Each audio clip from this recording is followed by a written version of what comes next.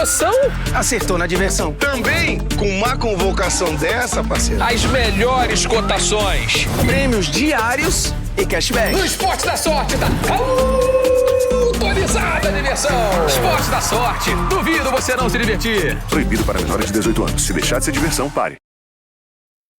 Fala, ordinários! Está começando mais um podcast diretamente de Recife para o mundo, papai. Só basta falar português. Meu nome é Rafael Oliveira, aqui do meu lado meu irmão Gabriel Oliveira, por trás das câmeras, nosso querido peruano, a Enciclopédia Humana. Mais um podcast de utilidade pública e vamos lá, é assunto de interesse aí de todos. Hoje o assunto é muito interessante. Você vai conhecer uma mulher que saiu de 2 Unidos e foi pro mundo, papai. Ela que veio trazer um papo hoje de tecnologia, política pública, que é importante, e sobrevivência, porque ela também passou pelas questões que a gente vai trazer aqui agora. Então, hoje, o papo é com Simoni César. E aí, prazer te receber aqui. E é Simoni, não é Simone, não. Simone. Nem Nina, né? Nina é comum, eu já aceito já o nome Nina. Eu falando contigo no WhatsApp, eu Nina, e depois eu olhei o nome escrito no meu próprio salva o contato. Aí Simoni, eu fiz Simoni. É mais comum do que tu pensa, isso é péssimo. Vamos falar sobre o sistema, sobre toda a história, explicar o que é o Nina pra galera. Mas antes eu preciso agradecer nossos patrocinadores aqui. Eu vou mandar um alô aqui, já pra começar, pro Caldinho do Neném. Caldinho do Neném, que é 100% pernambucano. O Caldinho é a cara de Recife, né? Você que é de fora, que, eu sou de Fortaleza, eu sou de João Pessoa. Você não tem esse caldinho, você tem outro caldinho, mas o nosso é 100% de Recife, é 100% pernambucano. E Caldinho do Neném é o melhor. Tem vários sabores, tem atualmente 13 sabores para vocês. Cada um mais gostoso que o outro e você pode pedir delivery. Então aproveita que é Caldinho do Neném, clássico, tradicional e é nosso parceiro. Valeu, Caldinho, tamo junto, muito obrigado. Agradecer também, Esporte da Sorte, as melhores odds do mercado. Tá vindo a Copa do Mundo, Champions League bombando. Então você aí que curte futebol, gosta de esporte. Lembrando sempre, maior de 18 e joga com responsabilidade, beleza? É isso aí. E também tenho que agradecer a Pitu, que é a nossa parceiraça aí praticamente desde o início do podcast. E se você ainda não conhece a Pitu Remix, se liga que a Ice da Pitu tem de limão e tem de abacaxi com coco. E Pitu tá em todo lugar, você já conhece. Eu só tenho a agradecer. Tamo junto. Pitu, valeu mesmo. Deixa eu ver se tem mais algum patrocinador pra hoje. Tem, claro. Tem um da nossa loja que já é chamado de Nina de novo. Simone vai ganhar um presentinho da nossa loja. Valeu, obrigado. Que você vai curtir, que é a nossa bandeira de Pernambuco da Revolução de 1817, a clássica. Porra, linda essa bandeira é linda, a gente tá Vai pra trazendo. Califórnia, viu? Já vai levar ela, né? Olha aí que legal. Bandeira clássica. Já conhecia essa bandeira? Conhecia. Que é a nossa, de Padre João Ribeiro. Essa daí a gente tirou do livro, digitalizou e mandou rodar, porque ninguém tinha a bandeira de 1817 quando Pernambuco foi um país. Bom demais, né? Pernambucano é diferente, né? Demais. E tu sabe que isso começou lá, essa revolução começou lá perto dos 2 Unidos? Não. Em Bibiribe, foi. As reuniões escondidas que eles faziam pra montar a revolução. Meu tio é um tio que é historiador, né? Segundo meu tio, as reuniões aí pra eclodir a revolução começou às margens do rio Bibiribe, onde hoje é o bairro de Bibiribe. Caramba, essa eu não sabia, não. E 2 Unidos é ali pertinho, né?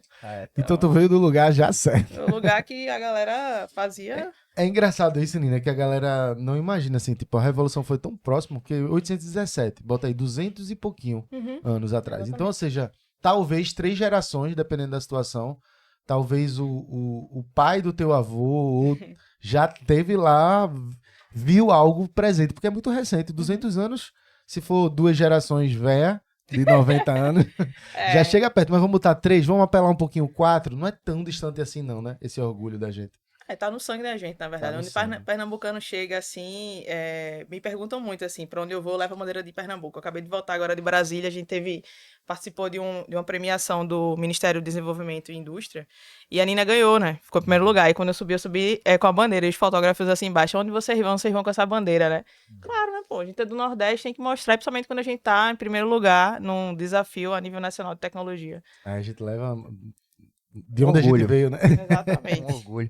E a gente tem que falar, lógico, do Nina, mas eu tenho que lembrar que a gente falou sobre isso aqui há 4 anos atrás, numa situação assim, que eu, contextualizando, a gente tava conversando com um candidato que era do Partido das Mulheres, Jadilson Monteiro, e a gente falou do aplicativo dizendo que era uma boa oportunidade para a mulher colocar em tempo real ali a situação que acabou sofrendo no ônibus, algo do tipo, e a resposta dele foi a que eu menos esperava, velho. A mais aleatória possível, tu viu isso? Eu vi, e assim, muita gente me mandou a reação dele, mas vou te dizer assim, eu acho que, vou te dizer, e a palavra talvez seja essa mesmo, tristemente, quando a gente vai conversar com, e ele era candidato, né? Era candidato pelo Partido da Mulher. Pois é, eu acho que o mais triste, talvez não é nem ver o candidato, é ver a pessoa que tomou posse repetir uma fala dessa, e aí a gente é muito comum, eu já rodei o quê? 18 capitais do Brasil, da fundação da Nina. E até 2018 eu só tinha conhecido uma secretária da mulher, ou uma secretária de mobilidade que era mulher. E aí que era a Alexina Gomes em Natal, agora a gente tem a Maína aí no Rio de Janeiro e algumas outras, mas ainda é muito pouco. Então assim, quando eu chegava para eles, eu não falava com o cara para convencer ele falando de caso de importunação sexual, eu falava sobre evasão de tarifa, porque ele tava perdendo passageira por insegurança. Eu falava assim, para convencer ele. Entendi. Entendeu? Onde batia no bolso, não era nos casos, entende? Entendi. Então assim, infelizmente a gente vê muito isso na gestão pública ainda. Doideira demais, né, velho? E o vídeo viralizou pra caramba. Ele ficou com raiva da gente, dizendo que a gente inventou. Sério? Que a gente montou o vídeo. Aí eu fui lá, botei o trecho inteiro, grandão. Olha aí, pra quem quiser ver do minuto tal ou tal, porque ele ficou com raiva. Era pra ter falado, né? Pelo menos ter feito uma meia-culpa ali. Enfim, pegar o plano de governo dele e mostrar que não, isso foi um erro meu e tal. Mas não tem, né? Total, pelo amor de Deus. Agora o que é interessante, que eu queria que tu falasse, antes eu queria que tu apresentasse um pouquinho, porque eu ia puxar pro assunto de que quando eu trouxe pra ele aqui no... Eu não trouxe só pra ele, eu acho que eu falei pra praticamente todos os candidatos Que massa. que vieram pra cá, porque eu achei a ideia super criativa quando chegou até mim, e eu ficava me questionando, por que isso não é implementado aqui? Por que não é implementado aqui? E na época, de fato, não era, né? Tava sendo rodado, eu acho que só no Ceará. Fortaleza. Aí, antes de tu falar sobre isso, pra saber como chegou aqui, se já chegou, explica um pouquinho pra galera o que é o aplicativo, que eu já sei que não é o aplicativo. Porque a gente acha, porque se falar o aplicativo, a galera pensa que vai baixar o Nina app, né? E não é, ele tá dentro de outros serviços. A gente tá dentro de outros serviços e a Nina, hoje ela tá, quando a gente integra, ela tá dentro do WhatsApp, por exemplo. E aí a gente tem uma inteligência artificial ali por trás que consegue coletar todas as informações. Essa inteligência, ela é programada, assim dizendo, de acordo com a realidade daquela cidade ou daquele cliente específico que a gente vai. Então, por exemplo, quando a pessoa diz que o caso aconteceu em Fortaleza, que a primeira pergunta, geralmente, é onde o caso aconteceu. O fluxo que aparece da Nina por trás vai ser um fluxo baseado na cidade de Fortaleza. Então, basicamente, é um chat conversacional que as mulheres conseguem acionar via WhatsApp. E em alguns outros clientes, a gente entra com uma funcionalidade. Então, por exemplo, lá em Fortaleza também tem um aplicativo chamado Meu Ônibus, que é onde você faz a recarga do bilhete, né? De passagem, vê o tempo de espera de ônibus. E a Nina tá com um botão na interface principal, e quando a usuária clica, ele é redirecionado para o nosso ambiente. Entendi. Então, assim, a gente vai sempre para o WhatsApp, mas a gente acaba fazendo essa integração. Por quê? Porque, por exemplo, em Fortaleza, eles chegaram a aumentar em 20% depois que houve a integração da Nina, porque aparecia muita campanha da Nina no terminal, a gente aparecia na TV, etc, e a mulher ia procurar a Nina. Então, ela ia procurar a Nina onde estava a Nina, que era no Meu Ônibus Fortaleza. E aí tinha essa questão de valor agregado, né, de trazer mais usuários pro app no qual a gente fazia a integração. Pô, total, velho, total. Aí, no caso, vamos falar do Fortaleza. Estava integrado no app do próprio ônibus, era com um botão, só pra galera entender como era que tinha esse tipo de auxílio para as mulheres. Então, antes, eu acho que é importante, talvez dê um passo atrás, Gabriel, no sentido de, antes da gente lançar a tecnologia na cidade, dentro da estrutura da Nina, a gente tem uma área que é política pública. Ela, inclusive, é liderada pela Ana Carolina Nunes, que é a nossa consultora nessa área. A Ana Carolina é PhD em administração pública e com estudos de violência de gênero. Então, quando a gente fecha qualquer contrato, a Ana Carolina vai em loco, levantar tudo que aquela cidade, aquele estado já tem em termos de políticas de enfrentamento. Seja ela violência doméstica, importunação sexual, de enfrentamento à violência contra a mulher especificamente. A Ana Carol faz esse levantamento para entender o protocolo. Geralmente, o que há de muita confusão é Guarda Municipal tem um protocolo para atendimento, aí vai para a polícia, tem outro protocolo, enfim, assim vai, né? E aí o trabalho dela é basicamente unificar. Ela tem uma coisa muito de advocacy mesmo, né? De chegar para a gestão pública, convencer e tal. Então, é um trabalho que demora 3 a 4 meses, assim, considerando um prazo curto. E aí, uma vez que a gente estabelece aquele protocolo, ela começa a treinar os agentes. Porque quem é que vai estar na linha de frente para acolher e direcionar? Então, e garantir também que uma mulher, por exemplo, quando chegar no terminal e buscar por ajuda, o cobrador, o motorista também saiba da existência da Nina e do protocolo que se tem que seguir. Então, ela faz isso, e aí, depois dessa fase, é que a gente vem com a fase de integração de tecnologia. Então, dentro de tecnologia, tem alguns produtos da Nina. O chatbot com inteligência artificial, que é o que fica na mão do usuário, mas tem algumas outras tecnologias que ele nem percebe, ou talvez ele nem saiba que existe. Então, por exemplo, sabe as câmeras dentro dos ônibus? Essas imagens, o padrão nacional de formatação do SD card daquelas câmeras é de 7 a 14 dias. Então, se você não conseguir salvar as imagens nesse período, tchau, prova. Então, não tem como uma mulher fazer isso. E o que a Nina fornece também para o município, enfim, é uma API, que é uma Application Program Interface, é um nome... Mas, basicamente, quando a vítima faz o reporte de denúncia para a gente e coloca o número do ônibus, a gente tem uma integração com o sindicato, né, no caso do Ceará, com o sindicato das empresas, que se chama assim de ônibus, e aí a gente notifica o sistema deles, eles dizem assim, tá, identifiquei qual ônibus, agora eu vou atrás dessas imagens. Lembra lá a fase de Ana Carol, que ela faz o protocolo? E aí, nesse período de protocolo, ela também estabelece um acordo entre os órgãos que, assim, uma vez que o Sindônibus, por exemplo, seja notificado de forma automatizada, ele tem 72 horas para separar essas imagens. E aí, por exemplo, a mulher fez a denúncia às 9h30 da manhã. Aí ela tem que pegar 1 hora de vídeo, 30 minutos antes e 30 minutos depois, e deixar disponível para quando a polícia abrir investigação. Porque ainda tem isso, veja, a gente tá lidando... Então, assim, essa é basicamente a operação da Nina, e a gente tá lidando também com uma situação de extrema violência. Então, a mulher, às vezes, ela nem percebe na hora que sofreu a violência. Então, ela busca, assim, 90% das denúncias que chegam pra gente, essa mulher buscou um lugar seguro, seja casa, trabalho, casa de alguém, próprio terminal, pra, acho que, processar e fazer o reporte de denúncia. Muitas das vezes nem é ela, é uma testemunha que faz o reporte. Então, assim, e aí leva tempo. Às vezes ela não faz no dia, ela pode fazer retroativa a denúncia, né? Por isso que a gente precisa estabelecer um tempo-resposta para salvar essas imagens, para que ela fique embasada e consiga ter mais provas. Então, assim, é mais complexo que o chat na mão da mulher ali. No caso, em Fortaleza, foi aplicado naquela época ou já tinha... Porque tem quanto tempo isso já? Faz 4 anos que a gente já falou aqui, né? Porra, já faz tudinho. E a gente começou a trabalhar nessa fase de consultoria em Fortaleza em julho de 2018. Faz tempo faz demais. tempo. E aí foi aplicado lá quando, tu lembra? O lançamento foi 6 de março de 2019. 19. Me lembro já da tem coletiva. Um bom tempo lá. A gente passou por 3 gestões, mudou partido e a gente continuou. Pô, que legal. E aí é uma política realmente forte na cidade. Que massa, velho. Massa lá. Que aí a gente ajudou eles a criarem o Programa de Combate à Importunação Sexual no Transporte Público de Fortaleza, né? E aí nesse chatbot, meio que ela deixa todas as informações do ônibus e tudo para poder ter esse backup das imagens. É quando ela já faz o reporte de denúncia, então, por exemplo, como é que a prefeitura, como essa denúncia chega para a prefeitura? Um outro produto do Brasil Tecnologia é o painel de controle, que aí ele vê mapa de calor, ranqueamento de linha, então ele sabe quais são as linhas que tem maior incidência, ele sabe o horário que tem maior incidência desse crime. Por conta do WhatsApp, a própria vítima pode subir imagem. Então, por exemplo, teve uma vez que eu estava dando entrevista, aí a repórter perguntou assim, tu não consegue abrir uma denúncia não pra eu ver? E na hora que ela tava falando comigo, chegou. Eu fui abrir a denúncia, cara, e assim, era uma denúncia, a mulher tava dentro do ônibus, foi a própria vítima que filmou, ela tava sabe aquela última cadeira do ônibus, que fica uma janela pra outra janela? Ela tava nessa e o cara tava do outro lado se masturbando. E aí eu fiquei assim, eu disse, cara, aí eu disse assim, não mostra não, eu só queria ver como é que chega essa denúncia pra lá. E aí era isso, assim, chega várias imagens pesadas, assim, sabe? Pra tu ter ideia, assim, de como é a realidade, a gente tá falando de um caso, a estimativa do Fórum Brasileiro de Segurança Pública é um caso a cada 4 segundos. É muito alto. E aí, quando a gente vai, tem uma outra pesquisa do Instituto Patrícia Galvão e Locomotiva, acho que é de 2022 essa, que aponta que 97% das mulheres já sofreram algum tipo de violência no deslocamento urbano. E aí, cara, tem aquele imaginário social de assim, não, então eu vou de Uber, não vai acontecer nada não. Nada. Quantos depoimentos você já viu? E aí, em números, isso significa que 90% das mulheres já sofreram a violência independente do modo de locomoção, que é o transporte por aplicativo, né? O transporte público, a mobilidade ativa, que é a bicicleta, o a pé, o patinete agora, que a gente tá vendo muito por aqui. Então, a mobilidade é insegura para as mulheres, assim. E aí o cara fala, eu escuto muito assim, e pra mim? Não vai ter o Nino, não? E tal, não sei o que. Eu disse, cara... Pra conversar merda, né, velho? Vamos fazer estatística, vamos falar de números? E aí, quem é que tá na base da pirâmide social? A gente sabe, é a mulher negra periférica. Total. E uma outra discrepância é, tu sabe quem é o usuário que mais paga transporte público, média nacional?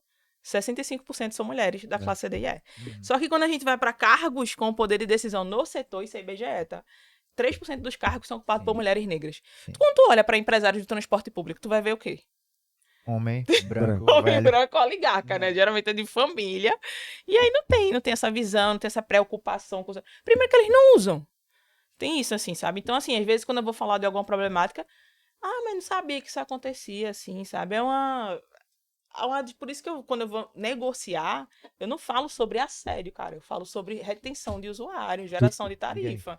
É isso. Tenta trazer pra onde de fato, o que eles se importam, né? Exatamente. E assim, eu queria saber também um pouco disso. Quando tu traz isso, como é que é o cenário hoje? O quanto tu consegue mostrar de evasão realmente das mulheres no transporte? Realmente é um número muito alto. As mulheres acabaram preferindo... Quais são as outras alternativas que as mulheres acabam preferindo, assim, estatisticamente? A gente passou por um período, quando a Nina começou, né, a operação, foi em 2018, 2019 houve um lançamento em Fortaleza. O que aconteceu em 2020? Pandemia. E aí vou falar na perspectiva primeiro da Super Nina, a gente sofreu muito nesse período, porque veio a lapada da pandemia, ou seja, muitos usuários deixaram de usar, tinha a questão da quarentena, né, ficar dentro de casa, mas tinha uma outra perspectiva naquele período, o Brasil passou por um corte de políticas de enfrentamento à violência de gênero de 90%. É um número muito alto. Primeiro que mobilidade foi o cenário mais atacado e depois políticas públicas de enfrentamento, assim, não tinha dinheiro. O cara não tinha dinheiro nem para transporte, nem para violência. Eu vou fazer o quê? E aí, a gente falando da perspectiva da evasão de usuário, a gente perdeu aí o transporte público, quando se falava de Covid, etc. Se falava que o transporte público também estava na UTI. Pela evasão de passageiros. O Brasil chegou a ter 50 milhões de usuários de transporte público.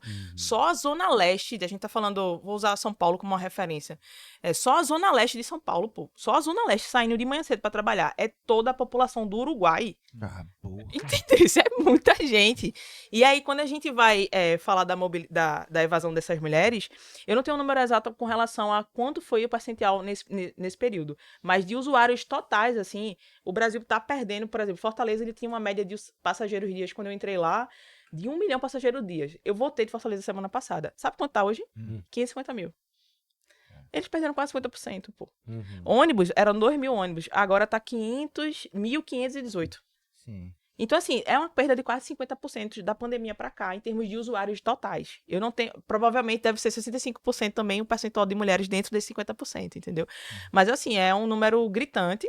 Só que a gente tá tendo incentivos também no Brasil, que aí a gente poderia trazer e falar um número nesse sentido, mas vocês já viram a questão de se incentivar transporte motorizado, né? E, consequentemente, essa questão explodir os acidentes de trânsito que a gente tá tendo. Então, não é uma opção barata, mas não é uma opção segura. E também não é uma solução para uma cidade como Recife, ou Fortaleza, ou Salvador, ou qualquer outra cidade aqui no Nordeste. Se pregar que indo de moto vai solucionar, muito pelo contrário. Então, acho que a discussão para mulheres e para qualquer outra pessoa é a gente falar sobre a mobilidade ativa, que aí inclui a bicicleta. Então, a expansão, por exemplo, Fortaleza aumentou. A Fortaleza, acho que é a maior... ciclovia hoje, eu acho que tá batendo mais de 300 quilômetros de ciclovia na cidade. Então, assim, Recife tem, mas ainda é muito tímido, sabe? Para quem quer incentivar, para quem quer dar opção pro trabalhador sair do transporte público e fazer uma mobilidade, em teoria, mais segura. Entendi. Eu tenho uma outra dúvida que eu queria saber, porque vendo, assim, todos os registros que a Super Nina traz, seja em relação à quantidade de casos em ônibus, poder mapear horário, poder mapear linhas que são mais complicadas. A gente tem um registro de dados muito grande aí. E dado hoje em dia, você consegue interpretar e fazer muita coisa com isso. Eu queria saber, você falou também de vários exemplos ruins, né, de pessoas que não entendiam o aplicativo e tal.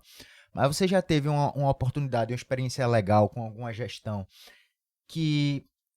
vamos dizer assim, o Nina foi melhor explorado no sentido de, além das denúncias, esse tanto de dados, dá pra gente trazer várias outras políticas só de observação e com base nesses dados, assim. Você já conseguiu ter alguma gestão, algum apoio expandiu mais ainda essa ideia? Massa demais aí essa tua pergunta, porque é isso, assim, quando a gente vai implantar a Nina em qualquer lugar, seja ele público ou privado, sempre vem com aquela esfera de segurança. Sim. Mas não, e principalmente quando a gente fala de cidades, a gente tá falando de planejamento urbano. Exato. Se você investir em planejamento urbano, entendendo os dados e o deslocamento de quem tá mais vulnerável na cidade, você acaba mitigando e ficando mais barato até pro cofre público. Que, por exemplo, vou dar um caso de Fortaleza, que é onde a gente tem mais essa exploração com relação aos dados, ao uso dos dados. Fortaleza desenvolveu uma política pública chamada Parada Segura, que nada mais é que a revitalização de pontos de parada. Então, botar iluminação, fazer rebaixamento de piso para acessibilidade, enfim, várias outras coisas assim. Acho que botaram até USB, o pessoal ficou o cabo USB, né? A galera ficou até criticando, dizendo assim, eu vou voltar a ser assaltado e tal. Mas a cidade estava investindo para melhorar. Qual era um dos dados que influenciava a prioridade de revitalização da área? A incidência de assédio na região. Porque ali, quando a gente fala de insegurança, principalmente para a mulher naquele momento, a gente está falando não de falta de um policial na esquina. Muitas vezes é uma baixa iluminação, é mato alto, é calçada irregular. Então, esse dado é um dado sensível. Pô, é mais barato para um político trocar uma lâmpada ou botar uma polícia na esquina. Entendeu? Então, esse dado, é essa visão que... Como é que as cidades... A grande pergunta, talvez, que a Nina tente responder é por quem e para quem as cidades são feitas. Os dados do IBGE mostram, né? 65% das mulheres pagam, mas apenas 3% delas mandam no setor e ainda tem um baixíssimo índice de representatividade. Então, assim, teve Parada Segura, teve uma outra lei que já existe, uma lei federal, que permite a flexibilização de pontos de parada. Aqui a gente tem uma flexibilização, acho que é 22 às 5 da manhã. Você pode pedir, em teoria, para subir no ônibus e descer de qualquer lugar. Em Fortaleza, depois dos dados da Nina, acredito que baixou, foi criado um PL, né, um projeto de lei no município, para estender esse horário a partir das 21 horas. Então, você vê um resultado prático naquilo. Você vê a criação do protocolo de acolhimento e direcionamento. Então, por exemplo, quando as mulheres fazem reporte de denúncia na Nina, mulheres cis ou trans, no final da denúncia, a Nina direciona para onde ela tem que ir. Que aí... E aí tem um outro viés. Quando acontece um caso de importunação sexual, qual é o teu primeiro ponto que tu acha que a mulher tem que ir? Na delegacia? Na delegacia, né? Em teoria, sim, assim, mas acho que todo mundo, é o senso comum. Mas o protocolo é assistência psicossocial. Porque ela tá numa situação de vulnerabilidade. E a galera geralmente não dá nenhum tipo de assistência e dependendo do caso, ela entra até pela saúde. Entendeu? Ela pode até entrar pela porta da saúde. E aí, no caso de Fortaleza, eles têm um equipamento público que se chama Casa da Mulher Brasileira. Esse equipamento é um equipamento federal e aí ele reúne delegacia, assistência psicossocial, defensoria pública, vários outros órgãos e ele funciona 24/7. Então, quando a mulher chega lá na triagem, ela vai para assistência e é uma coisa que até chega, muitos dos secretários para mim cobram nesse sentido, assim, mas o índice de conversão da Nina em boletim de ocorrência não é alto, é baixo.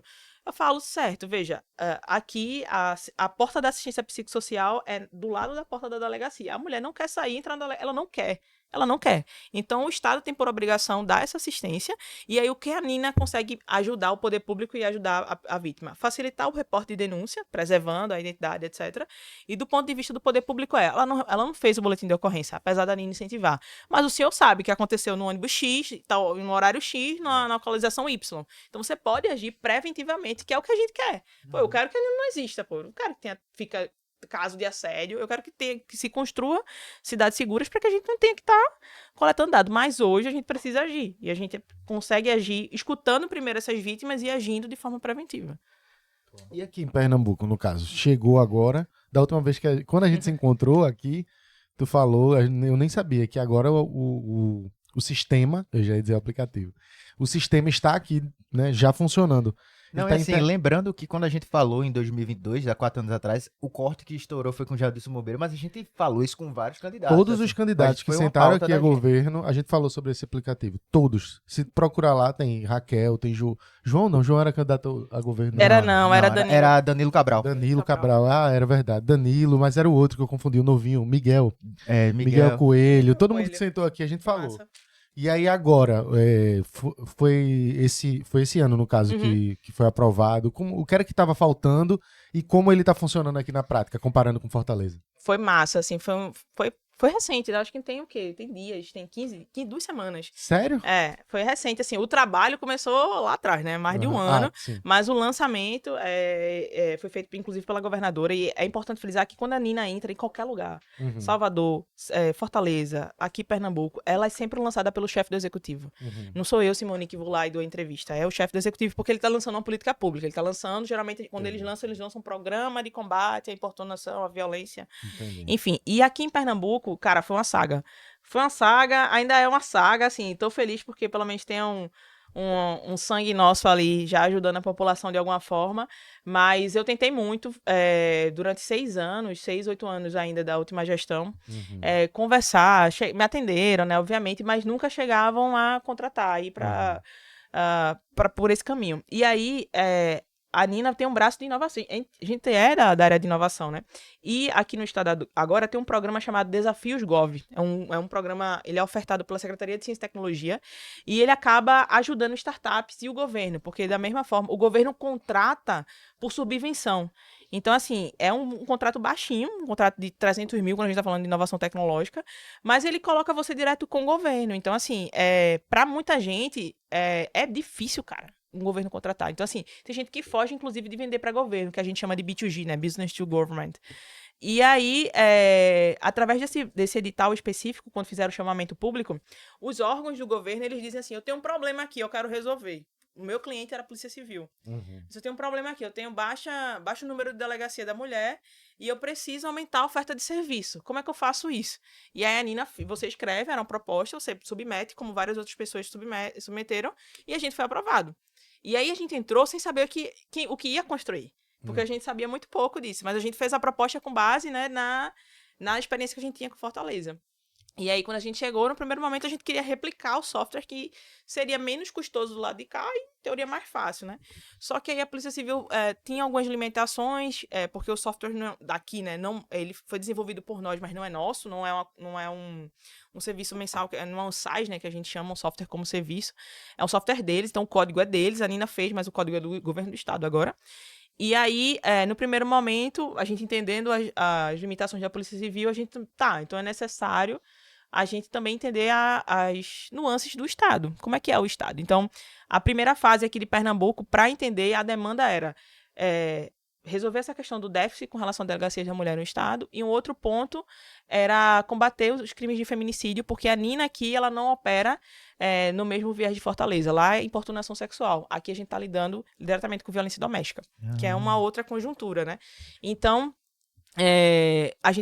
a equipe fez grupo focal, né, com usuários de CEANs, que são os centros de acolhimento dessas vítimas, aqui na região metropolitana, em Caruaru, Serra Talhada e Petrolina. E aí a equipe da Nina fez esses primeiros levantamentos. Qual era o objetivo? Entender como é que essas mulheres em situação de vulnerabilidade têm acesso aos serviços digitais. Não adianta, bicho, eu botar assim, o cloud, o chat GPT, qualquer coisa, se essas mulheres não vão usar. E aí a gente fez esse primeiro levantamento e com base nas respostas dela, houve mais de 400 respostas. A nossa UX, a Alice Alego, ela começou a montar como é que esse fluxo funcionaria. Então, não só o fluxo, mas também, lembra lá o trabalho da Ana Carolina, que era de treinar toda essa gente. Então, assim, foi uma grande responsabilidade, porque quando a gente lida com o município, é uma coisa grande, mas é uma coisa controlável. Você está dentro do município. Com o estado, bicho, você tem que viajar. E você tem que coordenar. Enfim, e aí a gente fez esse primeiro alinhamento. E vale frisar aqui, parabenizar a delegada Bruna Falcão, que é a chefe da DPMU, da Delegacia da Mulher aqui do estado de Pernambuco. A doutora Bruna, ela deu um suporte imenso, realmente abriu todas as portas pra gente entender, ajudar mesmo todo o estado. E assim, é legal, é triste quando a gente vê pessoas como o Jailson falando, mas vale frisar e destacar o trabalho de mulheres que estão dentro da gestão pública e que ajudam realmente e querem que a política pública chegue na ponta e seja efetiva. Então, a doutora Bruna Falcão, obrigada e parabéns aí pelo trabalho que a senhora vem fazendo. E aí, quando a gente entrou na Polícia Civil, foi para, no primeiro momento, fazer esse estudo diagnóstico, ouvir a polícia, ouvir os usuários, e depois a gente teve que formatar o FONAR, que é um formulário nacional para atendimento a vítimas de violência. A Nina, ela não pode criar o próprio formulário. Ela tem que adaptar o que já existe de diretriz nacional. E esse FONAR, ele é muito extenso, cara. Ele é muito extenso. E aí a doutora Bruna, a equipe da doutora Bruna, a Ana Carolina, a Alice, criando formas de deixar o Fonar mais fácil para essa usuária, para ser só pergunta e não ser muito termo técnico. E aí, hoje em dia, o que a gente tem para o governo do estado, através do 97 Mulher, é um programa de combate e de facilitar a emissão de medidas protetivas de urgência. Ou seja, não é para você acionar 197 se o cara estiver ali agredindo. Aconteceu a agressão, recebi atendimento médico, que seja, não vou voltar para casa. E aí, nesse lugar seguro, você faz o acionamento do 97 Mulher, que é para pedir a medida protetiva. Porque, geralmente, nessa mulher, por exemplo, ontem eu estava conversando com São João, que é um município perto de Garanhuns. Pô, como é que essa mulher vai sair de São João pra ir atrás de uma delegacia da mulher, que eu não sei nem onde é que é, no distrito ali dela, pra pedir uma medida protetiva? E aí, através do 97 Mulher, não. Ela consegue fazer tudo isso online e a resposta da Polícia Civil em até 4 horas. E aí, pô, ela já diminui deslocamento, tempo e até a segurança da própria vítima, entendeu? Então, aqui a operação da Nina é nesse viés de emissões de medidas protetivas de urgência. Que funciona, no caso, para todo o estado. Todo estado. Já tá. Teve um lançamento do programa 197, que é um programa muito mais extenso, né? Não só teve a reforma de delegacias, enfim, e essa nova funcionalidade para se solicitar de forma mais rápida. 197 mulher. 197mulher.pe.gov.br. Aí, no caso, esse não tem app. Não, você bota no site browser mesmo. normal. E aí lá também tem um negócio bem legal que é com relação a CEANs. As mulheres não conhecem muito os centros de acolhimento. E aí a gente centralizou todas essas denúncias, todos esses lugares também, para que ela pudesse buscar ajuda de forma mais rápida. E aí, através do CEAN, ela consegue ter esse acolhimento, essa assistência psicossocial. Mas vale dizer também que é isso, assim, elas têm muita resistência, é muito medo, cara. Uma das coisas que a gente pergunta pra vítima, no caso de Fortaleza especificamente, tá, mas por que você não quis fazer o boletim de ocorrência? Por que você fez na Nina e você não foi na delegacia? E aí, muitas das respostas não tinha passagem. Não tinha passagem. Na semana passada, a gente voltou lá no Ceará, a convite do TJ, do Tribunal de Justiça, e colocou várias pessoas na mesa para entender como melhorar e como fazer essa busca ativa pelas vítimas. Porque uma coisa muito comum também que a gente escuta quando a gente vai falar com a vítima é: foi a primeira vez que eu sabia o que fazer. Porque, principalmente do transporte público, violência doméstica, a gente tem uma lei muito forte da Lei Maria da Penha, tem essa divulgação muito forte do 180, né? Enfim, mas importunação sexual, aconteceu um caso de assédio aqui em Pernambuco, tu vai para onde? Tu vai fazer o quê? Vai levar essa menina pra onde? Vai ligar pra quê? Pra o 190? É o 190 que vai atender? Então, muita desinformação. E aí, quando a gente ligava para as primeiras vítimas e perguntava assim, aí falava que era da Nina, ela disse: então viram minha denúncia? Era, primeiro que ela nem acreditava que a gente tinha visto, e depois ela perguntava: foi a primeira vez que eu sabia saber o que fazer, assim. Então, era, pra mim, eu não sei se eu consigo dizer que era gratificante, mas era assim: que trabalho da porra, velho. Pelo menos tá fazendo sentido, sabe?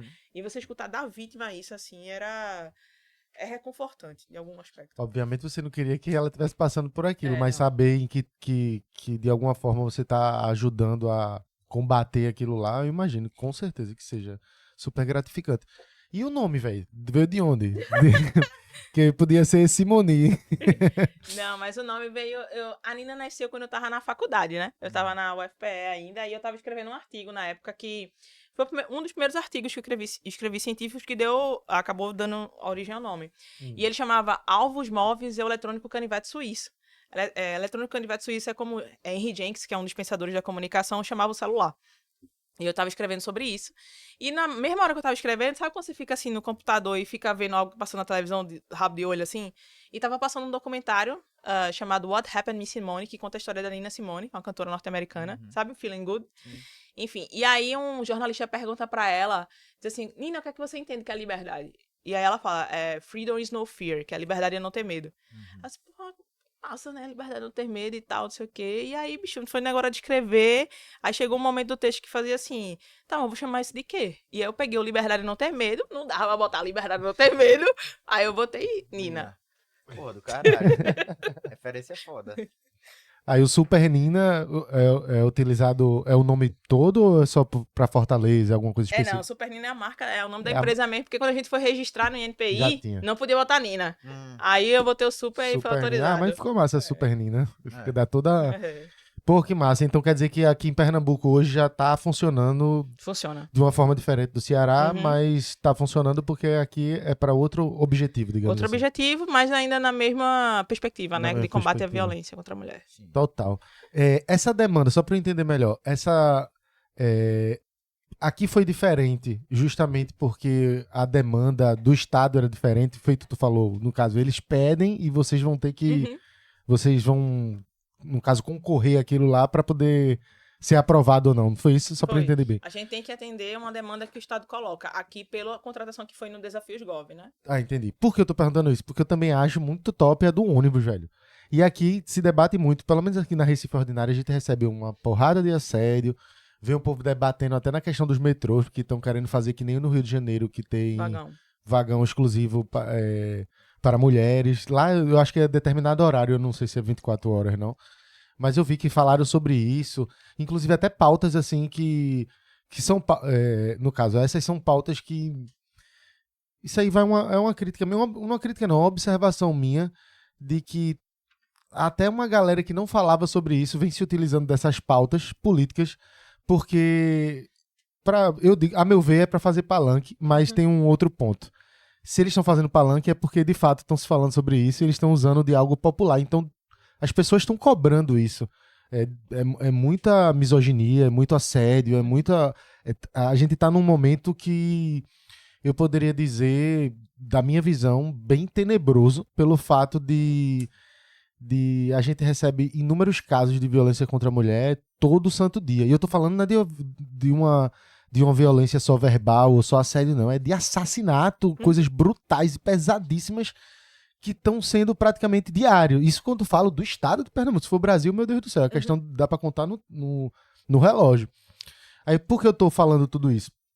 Porque eu acho que do ano passado pra cá, esse assunto tem movimentado demais, justo, e talvez seja um reflexo de um momento de mais liberdade que as mulheres já tiveram nesse país. Obviamente, 2026, a liberdade que por mais que ainda falte muita coisa para ser conquistada, a liberdade que a mulher tem hoje é completamente diferente de 2000, como era completamente diferente de 1980. E eu acho que isso incomoda muita gente e deixa a galera ainda mais revoltada em não ter aquele controle que se tinha antigamente do homem se tinha com a mulher, que a mulher não podia nem se separar, não podia nem trabalhar, não podia votar em determinado tempo. Então, assim, pensando tudo isso, fazendo toda essa introdução, o que é que tu acha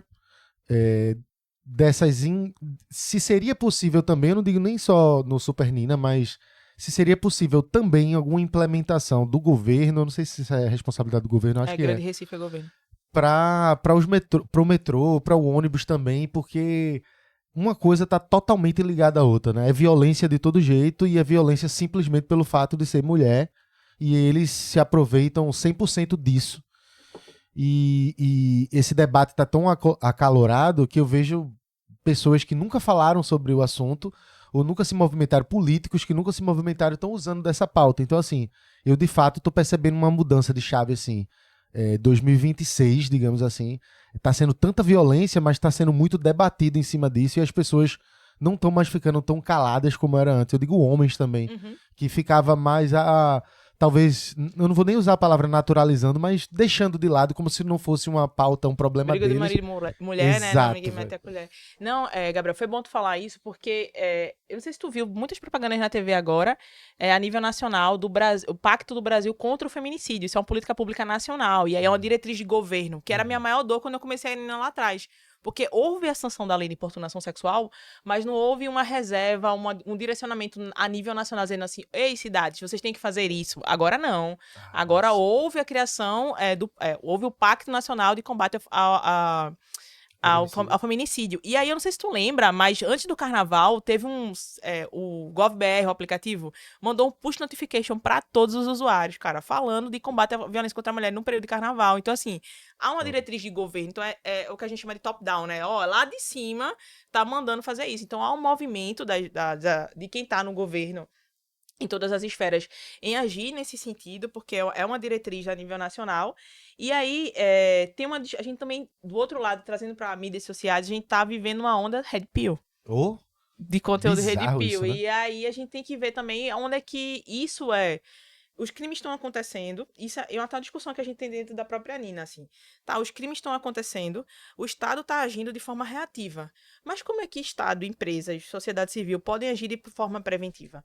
Porque, por exemplo, e até um projeto, a Nina também tem um braço científico, né, de pesquisa e desenvolvimento. E aí a gente começou a estudar agora de como munir essas mulheres no caráter de violência doméstica para trabalhar na prevenção. Então, assim, antes de tu se envolver com o cara, por que tu não pesquisa sobre ele? Porra do caralho. E aí, é isso que a gente tá trabalhando agora. Talvez a diretora de tecnologia da Nina tá ali me ouvindo. Eu acho que ela vai ficar um pouco zangada comigo, porque eu tô falando do produto que ainda tá em desenvolvimento. Mas uma das coisas que a gente quer fazer e trabalhar isso com alguns governos, com a própria justiça, em alguns estados, é dar harmonia a essa mulher, porque é muito difícil hoje em dia dizer assim, pra gente que nasceu, tem essa questão da alfabetização digital, é muito fácil, pô, procurar o cara no TJ, procurar o cara isso e aquilo, a gente consegue fazer isso. Mas, pô, mulher, pô, em situação de periférica, classe C, D e E, que não tem acesso, muitas vezes, a nem a celular. E aí, a gente quer deixar isso facilitado através do nosso chatbot. Então, assim, não precisa baixar nada, não precisa entrar em site nenhum. Procura X informações desse cara e joga aqui. Deixa que a Nina procura por trás pra tu. E a gente vai votar dizendo assim, ó, esse cara já tem 2 casos de feminicídio. Cara, esse bicho que deu 20 tiros na porta da mulher dele já tinha medida protetiva. Entendeu? Então, assim, não era pra isso se... Pelo amor de Deus, entendeu? Tipo, ó o que tá acontecendo. E aí, o que a gente quer levar pra outras pessoas lembra o policial que matou a mulher em São Paulo, que disse que ela se suicidou? Pronto, se ela tivesse pesquisado sobre ele antes, pô, era uma policial, ela é, mano, super instruída, aquela mulher ali, vê o que aconteceu. Ele tinha outros casos antes, entendeu? Caramba. Então, assim, não é o cara que fez uma vez, ele vai fazer de novo. E aí, por que não munir essas mulheres para trabalhar na forma preventiva, né? Para dizer assim, ó, isso aqui já aconteceu, não vou entrar aí. Porque é isso, eu acho que te respondendo, há esse movimento maior, porque eu acredito que há uma diretriz nacional, obviamente que sim, tem pessoas aí que vão se aproveitar de pauta para querer fazer palanque, isso, aquilo, outro. Mas eu acho que é o momento da gente reconhecer, pelo menos, que o governo tá falando, pô, a gente tá falando de que 4 anos atrás a gente teve um corte de 90%. Agora foi sancionado semana passada, tu não viu não, que todo cara que responder por violência contra a mulher, ele vai ter tornozeleira eletrônica. Viva, isso aí. Então, assim, isso é um puta avanço, porque assim, tu vai bater na mulher e tu vai ficar andando com tornozeleira. Lembra o caso daquela menina que trabalhava com startups aqui em Recife, a Renata, que o cara, ela foi assassinada dentro de casa, acharam o corpo dela depois de dias em Campo Grande. Ele levou um tiro na cabeça. Pronto. O caso de Renata, veja só. Se Renata tivesse tido acesso a algum reporte prévio sobre o cara, um dos primeiros encontros com ela sempre comentou com as amigas que achava estranho ele sempre ir de calça. Sempre ir de calça. Por quê? Ele tinha tornozeleira eletrônica. Pô. Ah, cacete. Sabe? Então, assim, se ela tivesse pesquisado antes, se tivesse chegado alguma informação pra ela... Bicho, e aí eu conheço algumas pessoas próximas a ela, assim, chegou informação pra mim de que ela se afastou das amigas, sabe? Então, assim, às vezes a própria rede de apoio não vai conseguir tirar ela ali. Então, o governo realmente precisa agir e incutir em meninas, não em mulheres, em meninas, começar lá de cedo, em escola, falar de violência de gênero, falar muitas vezes de pauta que acaba... algumas pessoas dentro da sociedade, né, principalmente o pessoal da direita, não vou falar de identidade de gênero, o cara precisa falar, sabe por quê? Porque não falando sobre isso que se cria Rede Pio. Total. Entendeu? Então a gente precisa falar sobre esses temas, principalmente no ambiente escolar, para que essas meninas cresçam sabendo se proteger. O mundo é cão, velho. Demais. A gente tá falando aí de morte, porra, a gente teve que criar uma lei para dar nome a assassinato de mulher. Pelo amor de Deus, tá ligado? Isso não pode estar acontecendo, não. Mas já que tá acontecendo, então vamos como é que a gente consegue agir. Então, o Programa Nacional de Combate ao Feminicídio, Brasil contra o Feminicídio, essas outras leis com relação à tornozeleira eletrônica, debater e se falar sobre esse tema em escola para que meninas consigam identificar o que é abuso. Bicho, eu fico me perguntando quando chega casos de... a menina foi violentada pelo padrasto ou pelo pai. Eu fico me perguntando, eu fico assim, mano, hoje em dia, tendo acesso a parte dessas denúncias, eu me sinto mal, Simone, eu vendo software, eu não vejo denúncia, não. Eu não tenho essa capacidade. Tem outras pessoas na Nina que veem denúncia.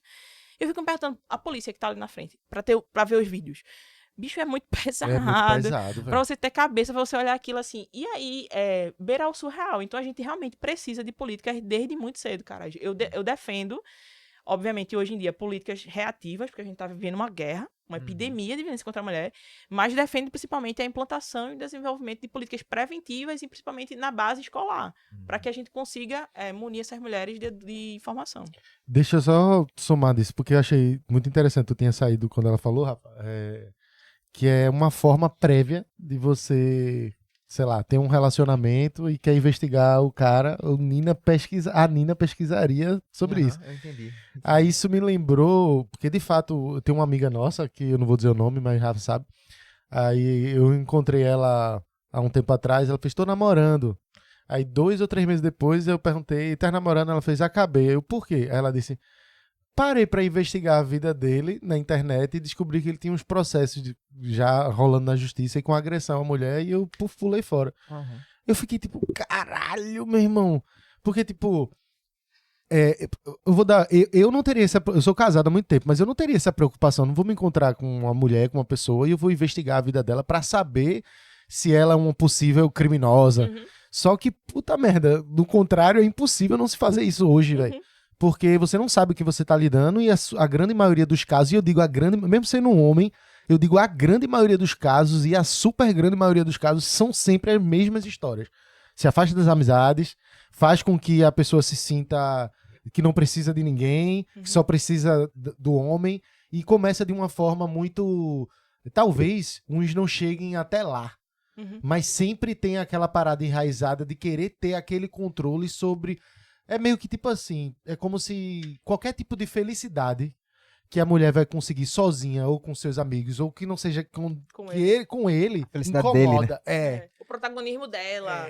Não, tá crescendo demais, não vai dar pra ter 2 aqui, não. Isso aí é uma coisa recorrente, né? Isso aí é uma Demais, coisa... A gente ter nossas conversas entre a gente, né? E a gente, lógico, eu acho que a gente pode até falar sobre isso, assim, né? O quanto a gente evoluiu nas décadas, assim, né? Com certeza. Nos nossos próprios pensamentos em relação ao machismo e esse tipo de coisa, né? Esse tipo de debate e o que acontece em volta da gente, né? E pra gente reforçar, incluindo pra nós mesmos, né? Homens. Pronto, já que a gente tá falando sobre isso, vou falar. Tanto eu, quanto Carlinhos, quanto Rafa e alguns amigos próximos, a gente, obviamente, já tem um grupo que pensa bem diferente dentro do onde tá os caras. Só que eu vou falar por mim agora, não pelos outros. Acho que do meio do ano até o meio do ano passado, é tipo assim, aí eu via, tô numa roda, tem um otário lá, falou uma merda, eu simplesmente cago, tampo os ouvidos e vazo. Hoje eu não sou mais assim. Eu falo, eu constranjo, eu me meto, porque eu percebi ao longo justamente por essa violência, essa parada toda que vem acontecendo, que se a gente não fizer o mínimo, parece que a gente tá validando de alguma forma. Exatamente. Tipo, ali é o momento de falar... Não, ali não é momento de falar sobre caralho nenhum desse tipo e dessa forma. E naturalmente, com o tempo, eu até falo isso muito pra Carlinhos, que a gente conversa muito sobre isso. Às vezes você conhece um cara e o cara vai e puxa papo de mulher, que a gente fala. Fulana é gata, fulana é gostosa, fulana não sei... O que é que eu faço? Eu não dou atenção. Aí o cara percebe com o tempo que, tipo, dali não vai sair nada e para. Só que agora a parada tá sendo diferente justamente por essa explosão, assim, por essa guerra, como tu mesmo já falou aqui agora, que vem acontecendo. E muitas vezes isso aí eu deixo a mensagem para meus amigos e para todo mundo, para os homens que são próximos da gente, que conhecem, que é o momento da gente falar e se posicionar mesmo e constranger mesmo a galera quando estiver falando merda. Porque, velho, vocês não têm mãe, vocês não têm esposa, vocês não têm filha. Quantos têm filha? Qual é o mundo que vocês de fato querem deixar para as filhas, para as mulheres que vocês amam? É esse mundo cão do caralho onde as coisas só vão piorando a ponto de a mulher já não podia sair de casa dali pra cá e agora parece que tem gente validando isso. Em 2026, Red Pill postando na internet, fazendo trendzinha como se fosse uma coisa normal. Bicho, e diz É absurdo, como velho. reagir se ela disser não? Sim, foi a trend. Matar de não sei o que, não sei o que. Eu não lembro agora o nome da menina, assim, mas eu não sei se eu tava com a Nina, mas eu já estudava violência de gênero, assim, e me marcou muito, porque ela era muito nova, era, assim, universitária, eu tava saindo, formada, e o vizinho dela assassinou ela a facadas em Boa Viagem. Ele era afim dela, eu não lembro do nome dessa menina, assim, e aí ela não deu as investidas dele, e teve um dia que ele invadiu invadiu o apartamento dela e começou a esfaquear. Teve uma luta corporal, esfaqueou e matou. E aí a mãe dela, eu me lembro da entrevista da mãe dela, assim, chorando no cemitério e tal. E a mãe falava assim, quando vocês tiverem, eu não sei se foi a mãe ou se foi alguém, assim, da família, mas assim, quando vocês estiverem sofrendo algum tipo de violência dessa, digam que é incêndio. Diga que é fogo. Porque só assim alguém vai até lá. Porra, total, porque ela velho. gritou pra caralho e ninguém foi, bicho. E a mãe, era isso que a mãe dela falava. Por que Caralho, ninguém foi velho. ajudar minha Pesado filha? essa frase. Por que ninguém foi ajudar minha filha, sabe? Caralho, Assim, velho. diga, mano, eu tenho que falar que o cara quer evasão de tarifa. Aham, A outra tem que gritar que é fogo.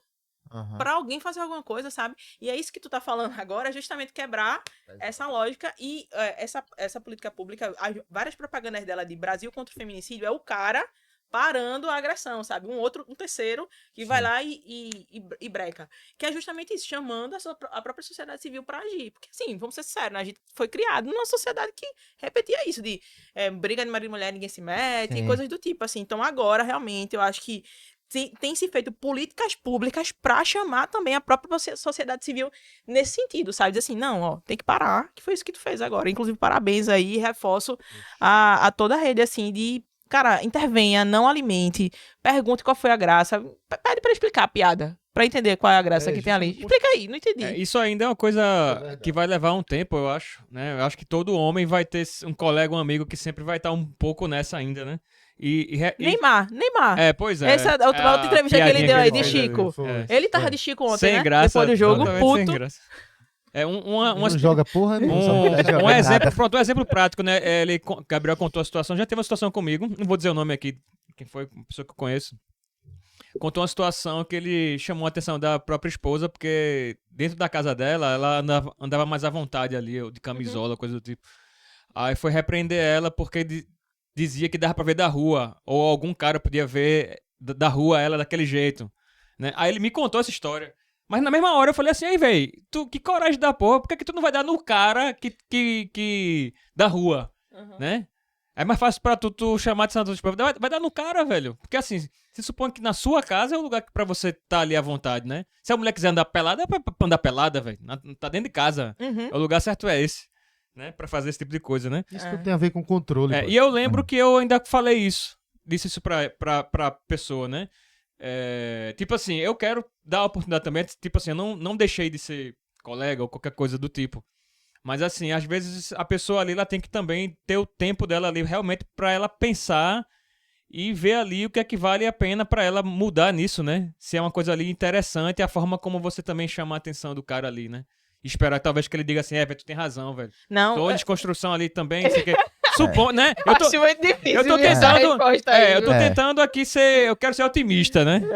Tô É. querendo ser otimista, Foda. né? Porque quando você conhece pelo menos ali um pouco da pessoa e ela fica só nesse campo, tudo bem, né? Agora, se ela ultrapassar certas fronteiras ali, você vai saber bem ali o quanto você tem que se afastar ali de certas pessoas. Aí eu né? acho que você tem que rever que tipo de pessoa você quer no seu círculo. Mas próximo, aí né? não é alguém com tanta frequência ali, né? Porque senão você vai acabar ali. Não vai ter homem no mundo. que não, é foda. mas teve aquele caso do Rodrigo Hilbert, que ele falou que se afastou de um monte de cara, de colega, né? Porque no final das contas você se afasta mesmo num nível ali que não sobra quase ninguém. Mas deixa eu te É um falar, pouco eu meio já falei o assim. nome dele aqui, eu vou falar Um pouco- do Neymar mesmo. Vê o que ele fez com o Daniel Alves. O Daniel Alves foi acusado, Foi. foi pego, É, prova Daniel. biológica, Fazendo- bicho. O cara pagou a fiança do outro. Diga Pois aí, é. É um filho da puta, velho. Então, pra mim, esse cara só quer. Só Teve passa o por Robinho cima. também. Robinho também ajudou Robinho. Robinho. Mano, pra mim, ele é alguém que só fomenta isso aí. Só fomenta. Total. Eu tenho duas dúvidas, Simone. Primeiro, eu queria saber, não sei se isso é uma moda ou enfim, tá aparecendo mais agora, o sentido disso, de que tem um monte de casos de mulher que já tá com medida protetiva, né? Uhum. E que mesmo assim o cara vai e faz, e mata e agride. E assim, qual seria, não sei se você poderia dizer, que gargalo a gente poderia fazer pra resolver? De onde tá saindo esse... Porque assim, algum problema tá tendo, né? Se tem a medida protetiva e não consegue dar essa proteção, o que é que poderia ser feito pra conseguir deixar isso de uma maneira mais eficaz? E uma outra dúvida que eu tenho, a gente tá num momento também de noticiando várias notícias de agressão, importunação, feminicídio. E aí eu queria saber, isso é uma coisa que a gente sabe, velho, que acontece na nossa sociedade. há muito tempo, desde sempre, né? E sempre foi uma coisa que foi muito, teve números muito altos. Nesse momento, agora, a gente tá vendo uma repercussão maior. Em pleno 2026, a gente teve aumento de casos, está tendo aumento de casos estatisticamente. Tá, vou começar pela primeira pergunta.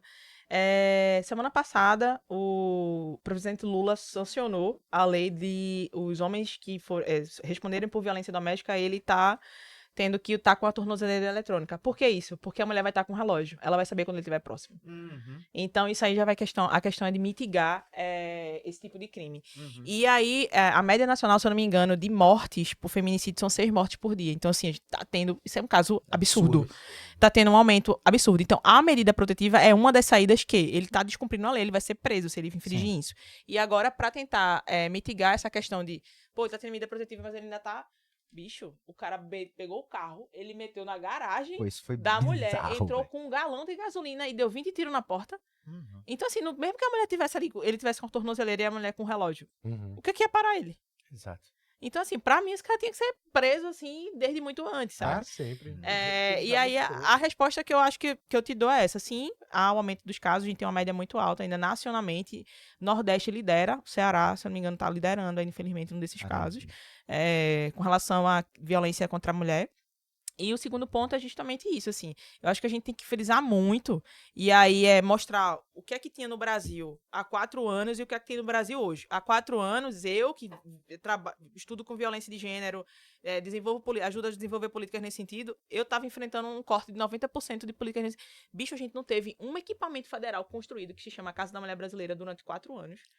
Tinha dinheiro e não se foi feito. Entendeu? E aí, agora a gente tem um pacto nacional sendo criado, leis sendo sancionadas, dinheiro sendo investido para isso. Então, assim, para quem trabalha na linha de frente, apesar da gente estar lidando com números, há um movimento. Ainda há um movimento tímido em algumas regiões, com certeza. A gente tem alguns dados, então, por exemplo, aqui, a Prefeitura do Recife tem um orçamento de 10 milhões para a Secretaria da Mulher. Para publicar, para mídia, tem 90 milhões. Porra, e qual é a prioridade, pô? Dentro da gestão, tá ligado? Então, assim, a gente tem que mostrar também as incoerências dentro do local que a gente tá. Então, não é as mil maravilhas, mas, assim, eu ainda percebo que há, sim, um movimento de gestão pública em termos de cobrança nesse sentido. Uma pergunta que eu queria fazer Segura aqui, eu quero entender nesse assunto também. Existe uma forma de estudar, entender? Porque eu imagino que, pô, sempre foi um índice muito alto, mas vamos dizer assim, digamos, tínhamos lá, tô chutando, tá? Tô dando um exemplo. Anos 80 e 90, vamos dizer que estivesse subindo. Chegou em algum momento com campanha de conscientização, com algum tipo de, sei lá, Lei Maria da Penha, ao longo do tempo. Existiu algum momento que teve algum tipo de queda em relação a isso e agora tá voltando? Tem como ter esse tipo de... Eu não consigo te dizer antes, sabe por quê? Porque até, se eu não me engano, até a década de 80 era... Tem um nome que se dá no juridiquês pra isso. Não tem um registro, né? Não era isso. Era assim, se ele matasse a mulher por um aspecto, por exemplo, de traição. Isso era crime de honra. Era permitido pela legislação. Tinha isso no Brasil. Velho? Tinha. Isso aí que ela falou é verdade. Eu esqueci também tem um nomezinho pra isso. Bicho, porra, eu não sabia, velho. Porque uma coisa que eu sabia que dos anos 80 é que pra uma mulher se divorciar era uma dificuldade. Agora isso aí é muito bizarro, velho. E tu entende que a gente tá muito... Jurassic Park, em termos de legislação, é um avanço. A Constituição de 88 é um avanço absurdo. Mas, assim, em termos de sociedade machista, né? De como é que foi se construída, assim, pô, a mulher realmente era uma propriedade, bicho. Era uma propriedade, não tinha, tipo, a gente não votava. Então, assim, ainda tem que avançar muito para se ter... Quando se fala de salários, e é muito comum, infelizmente, a gente ouvir, vai começar o mimimi. Bicho, assim, tem muita gente próximo de startup grande, que é unicórnio no Brasil, que tem discrepância salarial entre homens e mulheres, sabe? Então, assim, a gente é muito, como é que eu posso dizer? Tá engatinhando ainda, tá um baby em termos de avanço nesse sentido. Entendi. E com relação ao comparativo de se houve diminuição, muito pelo contrário, eu acho que a discussão, inclusive, que eu escutei no secretário de Segurança Pública recentemente, foi... Agora se percebe, sabe, não sei se eu posso falar aqui, mas enfim, não se fala sobre suicídio, não é? Sim. Se fala a campanha e tal, não sei o quê. O que é que tá se percebendo é que toda vez que se fala de crimes contra a mulher, principalmente que crimes que ganham grande evidência, o que é que acontece depois? mais crimes acontecem. Sim. Esse cara tentou, invadiu o apartamento, deu 20 tiros e não matou a mulher. O que é que aconteceu no outro dia no Le Parque? No outro dia não, no outro final de semana no Le Parque. Matou. O cara foi lá, invadiu e matou. Então, assim, até que ponto divulgar vai conscientizar a população ou então vai engatilhar outros caras que já estão intencionados a fazer? Entendi. Porque aí Mostra a impunidade, no caso, né? Não impunidade, porque o cara foi preso, esse daqui. Mas o que acontece? Passa a ser sobre o cara. Uhum. E até que ponto esses caras estão dispostos a matar para ele ser o protagonista? Aquela discussão que ele estava falando ali, entendeu? Então tem uma discussão que já existe esse tipo de discussão de como divulgar os tipos de crime, esse crime, para não se impulsionar outros, sabe? Então tem uma discussão a nível de segurança pública sobre a divulgação desses casos. Caralho. A Nina, hoje, a gente não divulga. Uhum. Isso vai pro cliente. E aí é o cliente que, por exemplo, assessoria, sei lá, algum canal de TV chegar pra mim e diz, não, eu queria saber a verdade da Nina em Fortaleza. Aí eu passo assessoria de comunicação da prefeitura. Isso porque aí é um controle que eles fazem, entendeu? Hoje mesmo a gente não divulga mais. Interessante, velho. Uma coisa que eu queria trazer ainda dentro disso era tipo assim, eu vejo que eu não sei até que ponto você vai me responder também o que você pensa e acha, né? Porque eu vejo que as leis são muito fracas em termos da impunidade, da punição. Os caras que têm esse tipo de atitude parecem não se importar com as consequências que eles vão ter, né? Eles parecem ali que estão muito dispostos a serem presos porque sabem ali que não cumprem a pena toda. E eu fico vendo isso assim, né? Junto com todas essas iniciativas, eu não sei até que ponto as mudanças nas leis, elas serem mais severas, se torna um incentivo para que pessoas hesitem em cometer esses tipos de crime. E eu fico lembrando assim, né, em outros países, né, se você já buscou saber como funcionam leis para esse tipo de questão em outros países. O Brasil é do mais avançado, viu? Só pra Vixe, velho. Porque eu fiquei pensando assim muito, por exemplo, eu vou dar um exemplo do que eu tenho aqui na minha cabeça, tá? Na China, por exemplo. Na China, um político corrupto lá, que é condenado, véio, tem muitos casos, ele é condenado à morte. Nesse tipo de crime. Então, em outros tipos de crime, lá é tudo muito severo. É extremamente severo. Então, lá não tem essas flexibilidades penais como tem aqui, né? Do cara ser condenado a 30 anos, mas aí o cara teve bom comportamento, sai com 5 ou 10 anos. Esse ponto aí, né? Porque o cara sabe que vai ficar ali preso, fora algumas regalias ali que o Estado possa dar nesse tipo de situação, né? Mas tu não acha que talvez a discussão tenha que vir um pouquinho pra trás, não? Não, eu acho que tem que ser em todos os âmbitos também, né? Mas assim, não, o que eu falo é o seguinte, eu vou te dar um exemplo prático de um crime de importunação sexual do caso de Fortaleza. A gente começou, não teve grande divulgação não, sabe? Assim, no máximo uma entrevista não terminar, o prefeito foi lá, lançou, fez uma coletiva de imprensa e tal, e a própria Etufó, que é a empresa que é cliente da Nina, ela colocou dentro dos ônibus cartazes, sabe aqueles cartazes? E aí viralizou lá um áudio de um cara, de uma cobradora de ônibus, na verdade, falando com a passageira. Aí esse áudio chegou na gente. Que era assim, a mulher tava surpresa porque o cara tinha pedido licença para passar dentro do ônibus. Aí a cobradora fala, não, por causa desses cartazes aí agora, eles estão com medo. Entendeu? Então, assim, tem os resultados tangíveis, que é assim, denúncia, tá? Denúncia, relatório aqui mensal, diário, etc, etc. E tem os resultados intangíveis, que é a mudança em termos de sociedade. Então, assim, eu acredito, eu sou bem otimista. Eu acredito que... Foi o que eu falei naquela hora também, eu quero ser otimista também, né? Não, assim, eu sou contrária à pena de morte, enfim. Eu não acho que o caminho é por aí, não. Eu acho que o caminho é através da informação para as mulheres e da educação para todo mundo, de base, vindo da escola. E agora, no momento atual, a gente munir essas mulheres, primeiro, reportar o tipo de crime e munir o poder público para agir, tanto no caráter emergencial, que é acolher e direcionar, mas também de prevenção. Um outro ponto aqui que a Gabriel tinha falado era com relação a vagão rosa, ônibus rosa, etc. Eu sou contrário, Gabriel, eu não acredito muito nessa solução, não, porque eu acredito que é um paliativo, bicho. Aí a mulher não tá dentro do vagão, ela entra no vagão comum, o cara vai dizer, tá bom, não tá lá porque não quer, então aqui eu vou. Entendeu? Então, essa discussão também. E um outro ponto é assim, no Japão tem essa do vagão, né? Pra você ver que é uma coisa que Aqui tem no Rio, pô. que se estende.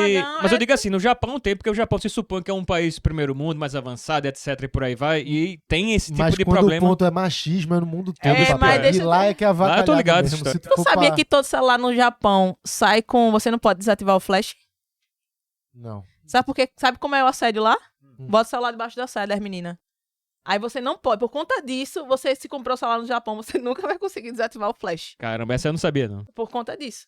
Aí você acha que não, é porque Japão... Mas isso aí é O uma Japão visão que muito... tem mesmo, tu É, vai olhar as histórias, mas os caras são cabulosos ali. Pô, então assim, eu acho que quando a gente vai pra cada lugar do mundo, assim, eu já tive a oportunidade de rodar, é severo. É porque... Eu falo quando isso, você desculpa te interromper, mas eu falo isso porque até nas nossas conversas ali, às vezes tem essa galera que é paga pau de gringo, independente de quem seja, e puxa esse argumento, né? Mas, não, véi, porque lá ó, não tem esse problema, lá não tem, lá Mas porque... é- Não, mas tem. esse aí quem fala em tal tá... país e Tá tal. muito, tá eu muito nunca, viajando. mas eu nunca engoli essa conversa, não. Porque, meu irmão, ó, quando você vai olhar, o mundo inteiro vai ter esse tipo de problema. Tipo, o homem no mundo inteiro vai dominar a mulher, vai querer dominar a mulher. Uhum. Isso é em qualquer país, velho. Um vai ser pior do que o outro. Sim, obviamente. Mas isso é em qualquer país. Você vê que isso é uma sociedade.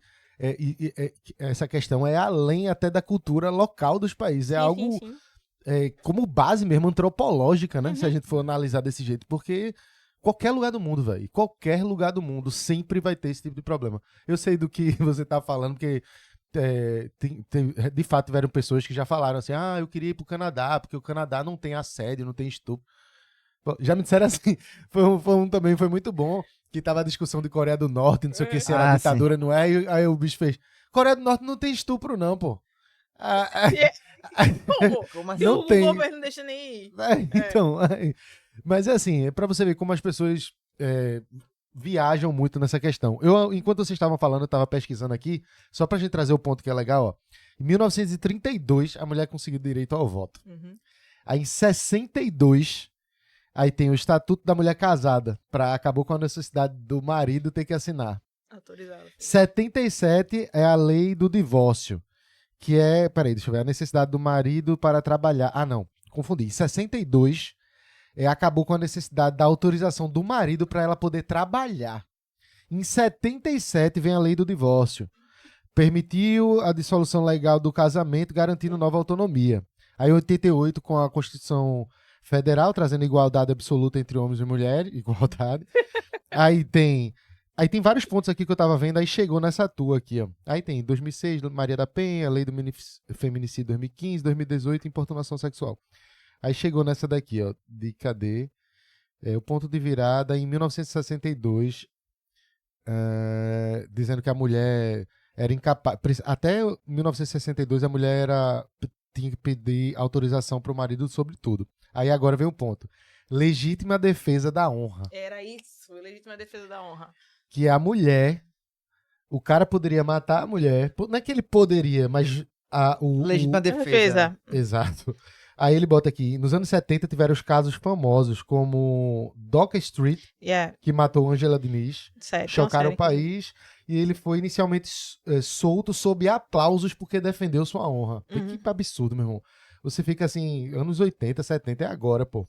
Aí vê esse ponto, aí ele fala da mudança, e ele diz que o crime passional, não. Mas ele fala que isso de fato veio do Império de 1830, mas que o STF, inclusive, tem aqui, em 2023, acabou definitivamente o fim definitivo da honra, onde o STF declarou por unanimidade que essa tese de legítima defesa da honra é inconstitucional. Então, em 2023, a galera ainda estava debatendo se isso era possível ou não.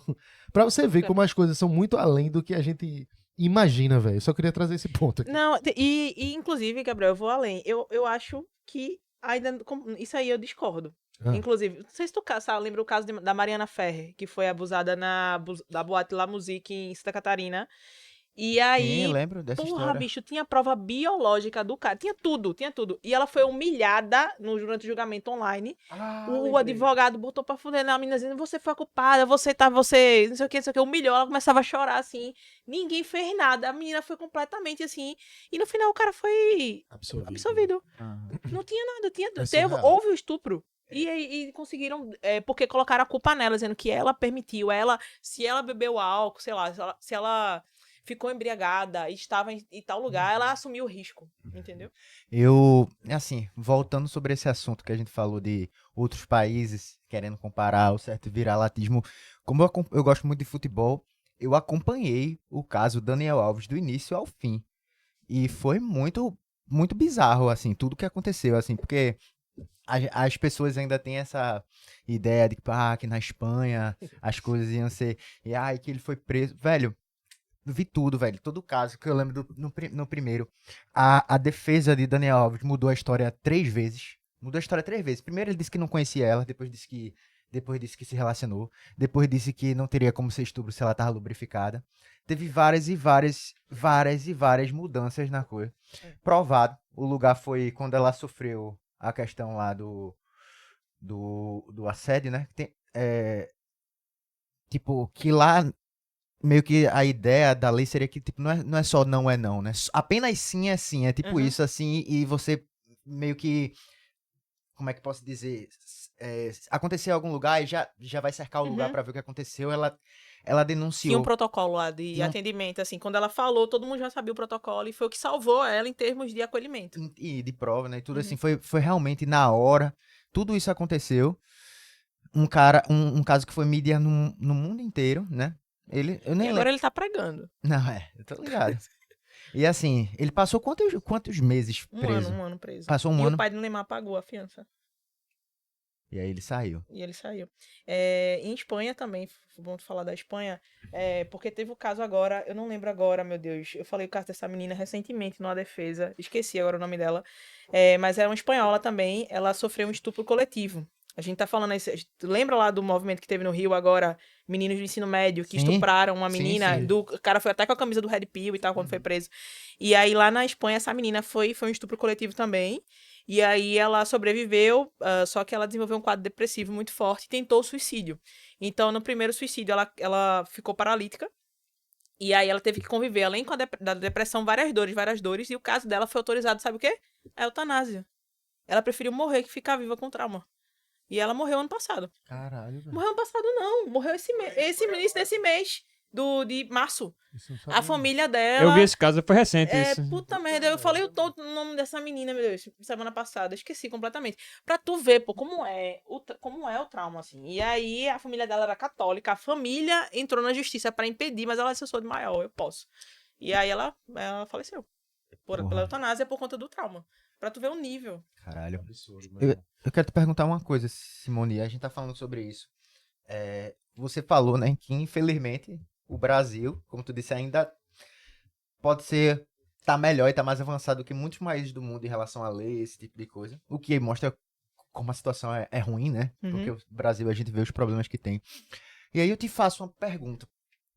Nesse tipo de caso, assim, como Gabriel falou, que seja uma questão de antropológica, uma questão que, porra, é dominação mundial, é uma questão de anos, décadas, séculos, feito machismo, uma questão como essa, uma questão como um racismo também, que é de séculos, enfim. A gente vê que é um problema no mundo todo. A gente seria um tipo de assunto que a gente deveria enfrentar nesse sentido que a gente tá falando, com menos viralatismo em relação ao resto do mundo, porque assim, o que eu falo, assim, você fala da questão do racismo, assim, o Brasil a gente sabe que é um país racista, tem muitos problemas, mas às vezes você olha e parece que a gente tá mais avançado do que muitos países da Europa, por exemplo, que a galera trata com uma naturalidade tão grande. Se a gente for falar a questão de futebol, como tinha falado Daniel Alves, Vinícius Júnior é um jogador famoso, milionário, que joga lá e ele sofre racismo por outros jogadores por torcida todo final de semana. E assim, eu não quero usar um exemplo de um cara famoso, mas assim, a mensagem que fica pra mim é tipo assim, se esse cara, que ele tem todos os recursos possíveis na vida, como é que vai ser um espanhol, um cara lá que tá passando na rua e que sofre por isso, sabe? Se Vinícius Júnior, que é Vinícius Júnior, melhor jogador do mundo, tá sofrendo por isso, imagina um cidadão comum, sabe? Eu fico pensando nisso. Então, assim, eu olho e eu faço assim, porra, que avanço, velho, em algumas coisas em relação ao Brasil. Por exemplo, eu acho bizarro você chegar, sei lá, você vai pros Estados Unidos e, sei lá, se o cara te chamar de macaco, o máximo que ele pode fazer é levar um pau na rua, porque não vai ser preso pelas palavras, né? Tipo assim, isso aí eu acho, são coisas assim bizarras que a gente vê. Né? Teve a casa da menina. A gente, pô, mas tu viu? Ela foi libertada, chegou lá, o pai dela fez a mesma coisa. Lá, né? Ele não veio fazer aqui, enfim. Enfim, eu queria entender um pouquinho tua opinião sobre isso. Que é uma esperança, né? É. Mas assim, eu já tive a oportunidade de falar sobre a Nina no BRICS, lá na reunião que teve na África do Sul. E na época, lá em 2018, os países realmente que estavam na reunião era Brasil, Rússia, Índia, China e a própria África do Sul. E quando eu comecei a falar, a bicha não falava nem inglês. Eu tava lendo o paper, porque tinha tradutora, etc. E aí eu me lembro que quando eu comecei a falar, era um salão enorme, assim, no hotel, e todo mundo fez isso, assim, ó. Porque era um caso que doía em todo mundo. Sabe? Somente nas mulheres, assim. Elas pararam, tipo, quem não tava prestando atenção começou a prestar atenção quando eu comecei a falar dos casos especificamente. E aí o que eu percebo, pelo menos do Brasil, são políticas de enfrentamento. Ó, isso aqui tá acontecendo, isso aqui não pode, isso aqui é crime, o dado é esse aqui, a lei é essa, etc, etc. Sabe o SUS, que é que a gente desvaloriza muito, e Sim. quando um gringo chega aqui vai tirar foto e dizer assim, pô, paguei nada. Aham, Mesma coisa a legislação com relação a políticas de enfrentamento nesse sentido. entendi. Então a gente não só dá nome, mas a gente, por exemplo, isso que tu pegou aí, disse assim, pô, é recente, pô, mas vê que atraso como era em 60, no ano 60, assim, podia matar em legítima defesa. Mano, tem gente na África hoje, ainda hoje que mutila a parte da vagina da mulher, porque a mulher não pode ter prazer. Isso é hoje. Entendeu? Então, assim, a gente pode ver também de vários outros regimes fundamentalistas, como o próprio regime islâmico, quantas mulheres perderam direitos nesse sentido, sabe? Isso é hoje. Então, assim, o Brasil tá avançando, tem outros países aí. Agora, vamos detalhar aqui também, a gente tá avançando agora. Nada possa ser que daqui a alguns anos a gente vá retroagir. Sim, E considerando que, por exemplo, muitas falas. A gente tem aqui dentro do estado de Pernambuco uma deputada chamada. Qual é o nome dela mesmo que eu nem sei? Então. Que é a filha de um pastor, que foi a menina sofreu um estupro, engravidou. Técio, né? Técio. E aí. Pois Clarissa Técio. ela foi. O que a mulher foi fazer? Mano, a menina foi estuprada, engravidou com 12 anos, se eu não me engano. Todo um procedimento legal, constitucional. Eu lembro do vídeo, eu fiquei com tanta raiva. Aí a pessoa paga com dinheiro público, vai na frente de um hospital fazer uma baixaria, expor a criança, porque até então, veja só. Ninguém sabia, né? A menina não era, a menina nem daqui ela já veio tentar fazer aqui, porque de onde ela era já tava esse carnaval. Aí a pessoa, de vez de olhar pra criança viva que está ali que foi violentada, não, vem com a discussão sobre o feto, sobre vida, isso, aquilo outro. Pergunta lá quantas vezes ela parou no sinal para dar de comida a uma criança que estava ali. Uma criança venezuelana, que fica um monte aqui. Verdade. Quantas Podia, vezes, no assim, mínimo, bolar um projeto de lei para que, se não quisesse abortar, pelo menos adotar, né? Não, a gente leva e alguém cria. Não, nesse Não, caso mas era a muito discussão pior, que a menina era uma Não, criança a menina ainda. era Ela, uma tinha ela risco. não podia ter, né? 12 anos, Sim. ela corria Não risco podia- de vida. Era um. Corria risco de Ela vida. podia falar, fazer É porque isso é uma coisa palhaçada. recorrente, né? Eles são assim com qualquer pessoa, É porque qualquer esse mulher é o- que vai engravidar numa situação similar ali. Com né? risco de vida, enfim. E aí é justamente isso, assim, a gente tem que ter um cuidado em termos de quem é que a gente tá colocando em cargos com poder de decisão no país, porque se hoje em dia eu tô aqui vindo falar de avanço, a gente vindo falar achando absurdo uma lei dessa, a gente tem que cuidar para que daqui a uns anos a gente também tem que dizer, ó, tá com a tua boca aí, pra tu sair ali na esquina, que tu não pode não, se tá andando assim não. Então, assim, hoje, realmente, o Brasil, comparado com outros países, tem um avanço absurdo de munir, não só um avanço em termos legislativos, mas de munir as vítimas com 97 Mulher, com a Supernina, com vários outros aí. Mas a gente tem que ter cuidado para que a gente não dê passos para trás se a gente não escolher bem os nossos representantes.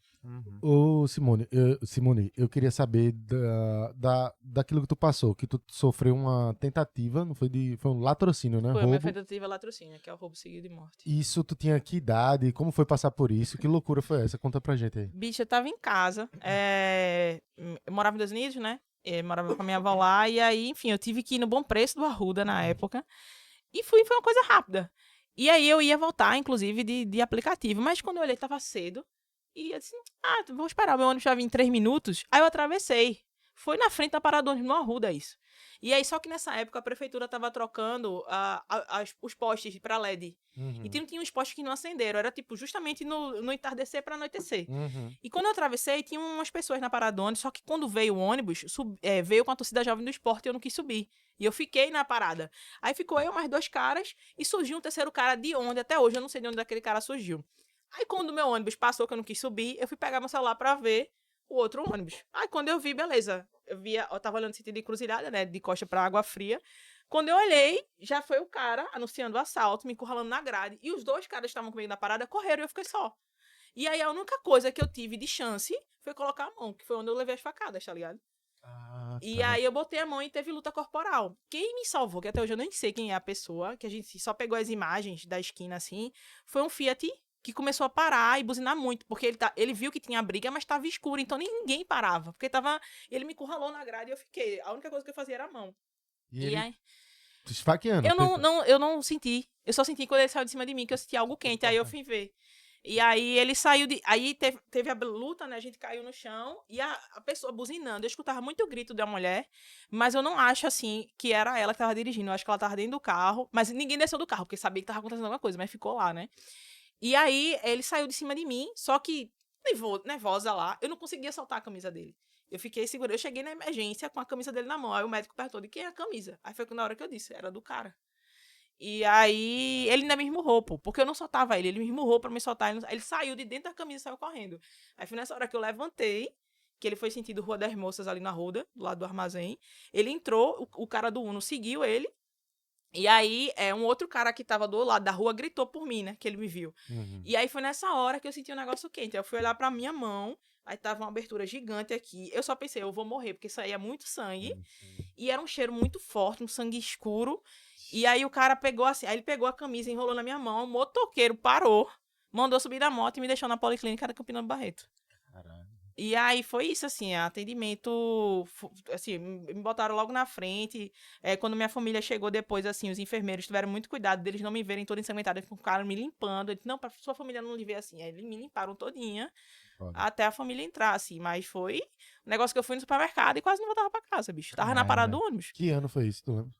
A Nina apareceu no Jornal Nacional no sábado. Eu levei as facadas no domingo. Puta que merda, pariu. velho. 2018, então, por aí. 2019. Porra. Fez o quê? Foi agora. Acho que ou foi dia 7 ou foi dia 6 de abril. As facadas que eu levei. Porra, velho. E aí foi tudo isso, assim. Foi absurdo. Eu nunca respondi o pessoal me parabenizando pela matéria no Jornal Nacional. Porque foi justamente no outro dia. No outro dia, assim. Tipo, eu não tive nem tempo, não teve nem como. Sabe, assim. E aí eu perdi. Hoje em dia eu já movimento, sinto, né? Mas minha mão ficou um tempo morta, assim. Porque pegou bem aqui nos nervos, né? Caralho, velho. E tá, mas foi punk. Eu ia perguntar se isso motivou, de alguma forma, a criação do Super Nina, mas já estava rolando. Todo mundo perguntava, ninguém entendia da minha equipe, ninguém entendia, todo mundo ficava. O pessoal que eu trabalhava em Fortaleza disse, mas como? Foi aqui? Eu disse, não. E o bizarro, porque a bolsa que eu tinha saído era uma bolsa de um congresso que era Políticas Inovadoras para as Cidades, e minha bolsa toda ensanguentada. Pô, isso foi numa parada de ônibus, sabe, assim, e tal. E aí é super traumático, porque, assim, como vítima, você tem que ir. Tive que ir pro IML fazer exame traumatológico. Então, assim, o perito falando comigo lá e tal. E aí, quando meu pai chegou, meu pai é militar, meu pai chegou fardado lá. Aí o cara falou, é liberação do corpo, senhor? Pensando em meu pai, não, a minha filha vai fazer o traumatológico. Porque, né, não tinha, graças a Deus, eu tinha sobrevivido ali. Mas, né, eu me lembro que na mesma época, uma outra menina não teve a mesma chance que eu, que foi até em Olinda, ela tinha um bar em Olinda. Ela foi fechar o bar, assim, mais tarde, e o caso dela foi no sinal, né? Também envolvendo mobilidade ali. E aí era um assalto, acho que ela acelerou, em vez de parar o carro, o cara só deu um tiro e ela morreu. Então eu fiquei, porra, velho, tipo assim, eu ainda tô aqui pra contar a história e as outras, sabe? Total, sinistro, velho. Vou trazer, eu tô dando uma aceleradinha, que a gente já tá chegando perto do final, mas tem tempo ainda.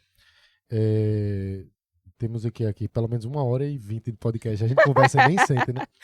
Mas eu queria falar justamente dessa tua infância em Dois Unidos, velho. Tipo, eu vi que tu foi a primeira pessoa da família a ir pra universidade. Sim. Como foi a tua infância em Dois Unidos?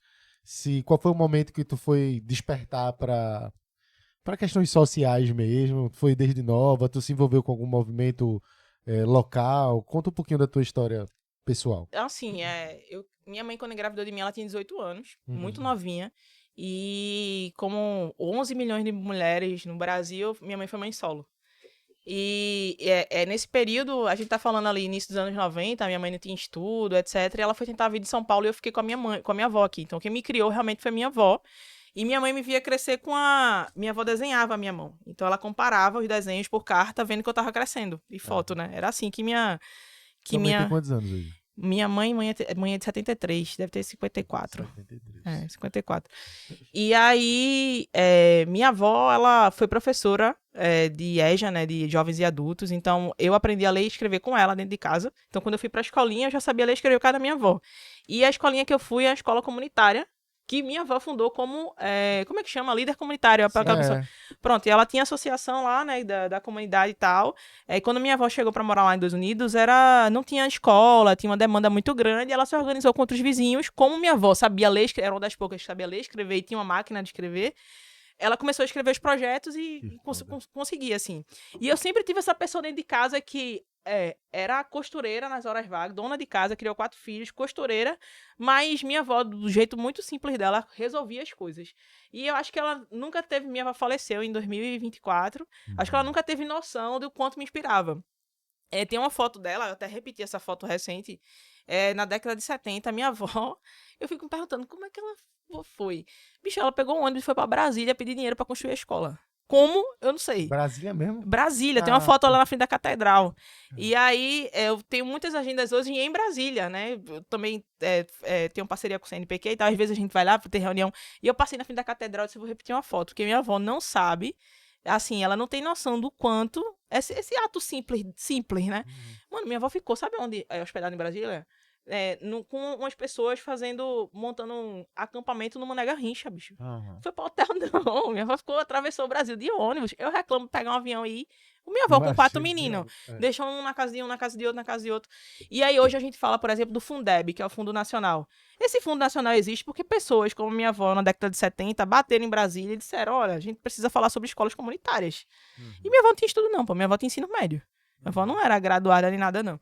E aí era isso, assim, eu sempre tive minha avó como esse farol, assim, dentro de casa, e quando eu ingressei na universidade, eu nunca fui de estar envolvida em pautas, não. O meu incômodo começou na universidade, porque na época eu era estagiária da Progresso. Foi onde eu comecei a me ligar com o transporte. Eu trabalhava no TIP, bicho. Eu ia todo dia para aquele fim do mundo do curado. Então, assim, eu pegava o quê? Eu pegava 6 ônibus e 2 metrôs todo dia, porque eu morava em 2 Unidos. Eu tô falando sério, pô. Ó, eu morava em 2 Unidos. Aí eu tinha que pegar um ônibus pra descer na Avenida Norte, da Avenida Norte pegar um pra Macaxeira, da Macaxeira pegar um, ou eu pegava carona com o ônibus da Progresso que parava ali, ou eu tinha que ir pro Barro, ou do Barro pegar o metrô pra descer na estação do TIP, sabe? E a volta era a mesma coisa quando eu não ia pra UFPE. E aí, num desses deslocamentos, aí tu já tira daí, né? Essa coisa toda. Mas eu achava o máximo, sabe por quê? Porque eu tinha o VEM rodoviário. Sim. Eu podia gastar 8 passagens por dia. Ó, eu só corria atrás do estágio da Progresso porque eu tinha acesso a esse VEM. Eu enlouqueci atrás disso. Eu tô falando sério. E aí, eu era isso, assim, eu tinha o VEM rodoviário, eu me achava o máximo. Porque às vezes eu fazia assim, que eu era rodoviária, a motorista vai lá por trás. Aí eu entrava por trás, sabe? Eu me sentia, assim, parte de uma classe, realmente. E aí, era esse deslocamento que eu fazia. E me incomodava muito. Lá na Progresso, eu trabalhava do lado do saque. Então, muitas queixas que chegavam era com relação ao que a gente chamava de levar cabrito, que é quando o passageiro sobe, o motorista come o dinheiro. Sim. E aí, dentro da empresa, a gente chamava levar cabrito. E aí, eles iam atrás das imagens e tal. E alguma coisa que tivesse a ver também com a integridade do veículo. Ou então, o motorista tá dirigindo e tá falando no telefone, ou tá fumando, que isso acontecia muito. Eles iam atrás disso. Mas, importunação sexual, isso não virava nem tabela no Excel. E eu já ficava puta daí. Porque, assim, eu entendia, pegava, eram 6 ônibus e 2 metrô todo dia. Tu sabe, tem noção do que é isso, assim? A gente falou metrô do Recife. Só mencionando, tipo, quando eu ia pra faculdade, eu pegava 2 ônibus e um metrô todo dia pra ir pra voltar. Eu achava que era muito, que saía da CDU pra Olinda, mas aí ela conseguiu realmente, sim. A gente tava falando sobre isso antes aí, ó, de como a pobreza, quando a gente acha que a gente é pobre, chega mais um lascado aí. Pois enfim, e aí... Quando eu tava lá na Progresso, fiquei muito incomodada. E teve um dia que eu tava saindo da Progresso, tava rolando um protesto na frente da Federal. E aí eu já sabia o que era. Ali meados, antes da Copa, teve um caso de estupro de uma aluna, que a UFPE, só para vocês entenderem números, eu não sei depois da pandemia, mas até antes da pandemia eram 17 linhas com média de 75 mil passageiros dias que cortam a cidade universitária. Grande, né? Porque tem o Instituto Federal, tem o ITEP, enfim, tem várias coisas ali. E aí, um desses ônibus é ofertado pela própria UFPE. Ainda é o circular. Sim, é o circular. Pronto. Sim. Pronto. E aí, a menina desceu do ônibus, um cara seguiu, arrastou e estuprou atrás da reitoria. Era uma aluna de biomedicina na época. E aí aquilo gerou uma onda de revolta, porque assim, teve o caso dela, ela não quis mais ir pra faculdade. É óbvio, ninguém quis. E aí o UFPE hoje, se tu for, tem calçada, né? Tem políticas de iluminação, tem monitoramento de câmera. Naquela época tinha não, filho, era barro batido. Ali, se você não conhecia, era barro batido, Sim. Tinha um laguinho. Tinha a área 2 que era bem mal iluminada ali, que é a área de exatas e tal. E eu corria tudo aquilo ali, né? Porque eu estudava no IF e na Federal ao mesmo tempo. E Isso andando... que ano? Próximo da Copa 2013, 2014. Isso, né? Eu entrei em 2018 e de lá pra cá eu já vi a diferença de iluminação. Não, Imagina na muito, época. muito. Era muito, muito, muito. Ó, falando, tô old school completamente aqui. Enfim, e aí, o que foi que aconteceu naquele momento? Várias alunas não queriam ficar na faculdade até a noite.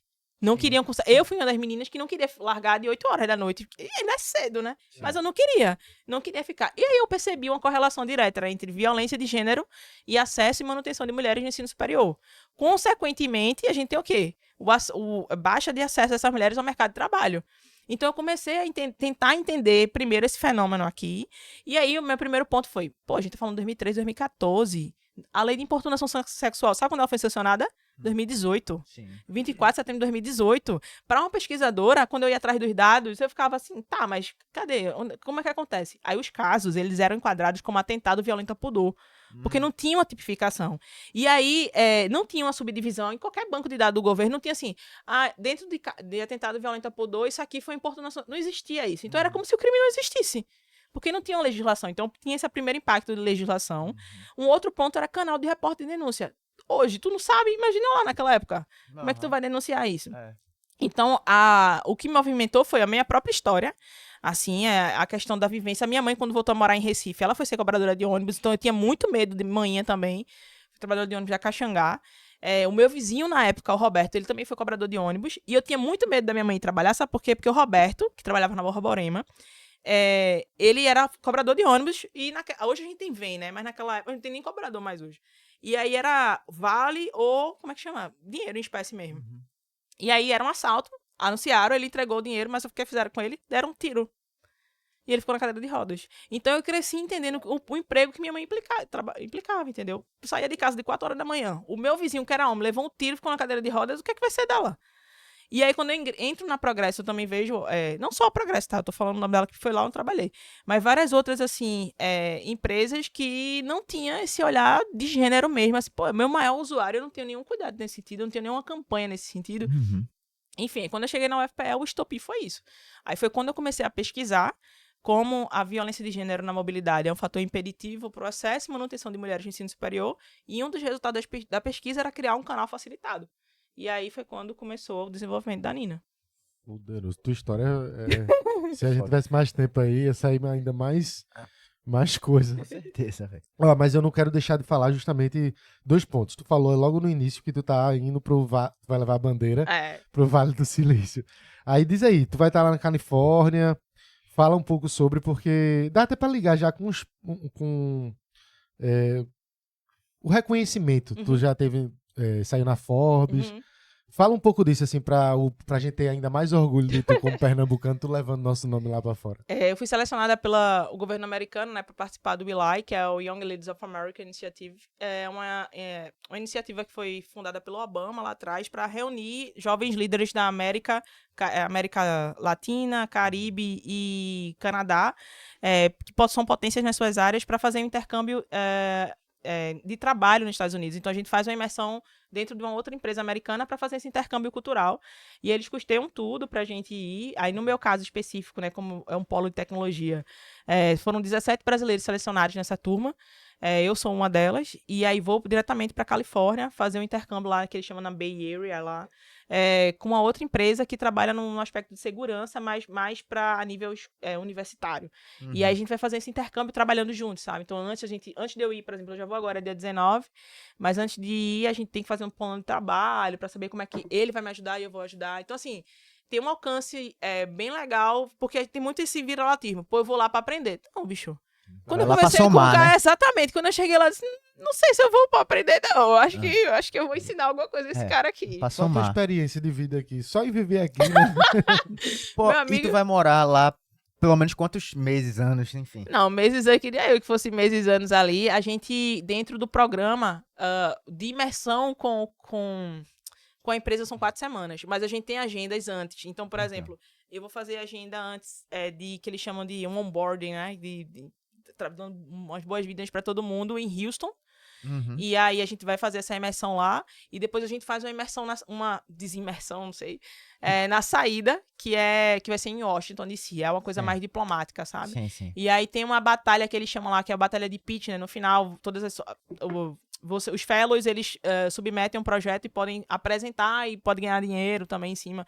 Então, são oportunidades legais. Sim. A gente visa, inclusive, em buscar clientes lá. Não tô buscando, obviamente, quero aprender, mas eu acho que... Investidores, né? A galera que possa... Tem, assim, hoje em dia, graças a Deus, a Nina, a gente consegue se manter, assim, mas a gente quer ganhar em dólar, né? Quem não quer? Mas o gringo paga alto. Quem não quer? Aí a gente... A gente tá indo lá porque a Nina também, a gente faz software por demanda. A gente não pega qualquer software, mas a gente faz software voltados para a área de segurança, que tem a ver com políticas de gênero. Então, o foco da gente em ir para lá, além de fazer essa imersão e de trocar com essa empresa, e é uma das conversas que eu tive com ele, é da gente fornecer para NGOs, que é como eles chamam as ONGs de lá, uma oportunidade de desenvolver software com quem já sabe fazer software e trabalhar com impacto social. Porque uma das grandes dificuldades de ONG é assim, pô, eu preciso fazer um software, preciso fazer alguma coisa, mas não tem ninguém que faça, não tenho dinheiro para isso. E aí, pego alguma fábrica de software que não tem esse know-how de conhecimento de política pública, de indicadores, etc., e acaba fazendo um negócio não tão funcional. Então, a proposta da Nina é entrar lá no mercado americano e dizer assim, ei, ONG, terceiro setor, como é que a gente chama, né? Vocês querem fazer, a gente faz. E a gente já tem know-how com isso, olha o que a gente faz no Brasil, entendeu? Então, a gente tá indo com essa postura de já mostrar portfólio e dizer que a gente pode ajudar. Top, velho. Do caralho. Foda demais. E falar da Forbes também. Não, a galera... Então... a galera pergunta muito, até fala para os meninos da comunicação, a galera vê muito assim, a Forbes foi algo inesperado. Pronto, eu levei as facadas em abril. Em outubro eu soube que ia sair na Forbes, do mesmo ano. Foi algo assim... Doideira. Surreal, E aí foi muito inesperado, bicho. Foi o seguinte, eu tava no LinkedIn, recebi uma mensagem de uma jornalista, disse, posso conversar com você? Eu pensei que era uma entrevista, assim. Mas precisa ser rápido. Aí eu disse, tá bom, mas deu um horário pra lá no outro dia, e a gente entrou na ligação, e aí eu percebi que não era uma entrevista, não, era uma validação, meio que uma validação de informações. Ela perguntou faturamento, isso aqui. Agora eu preciso que você me diga com, acho que foi 150% de certeza, qual a sua idade. Aí eu disse pra ela. Aí no final ela disse, parabéns, você tá na lista Understudy da Forbes, assim. Então, aí eu perguntei pra ela, disse, como foi que vocês chegaram no meu nome? E aí ela falou que era uma curadoria. No ano de 2019, foi o ano que a Nina foi lançada em Fortaleza.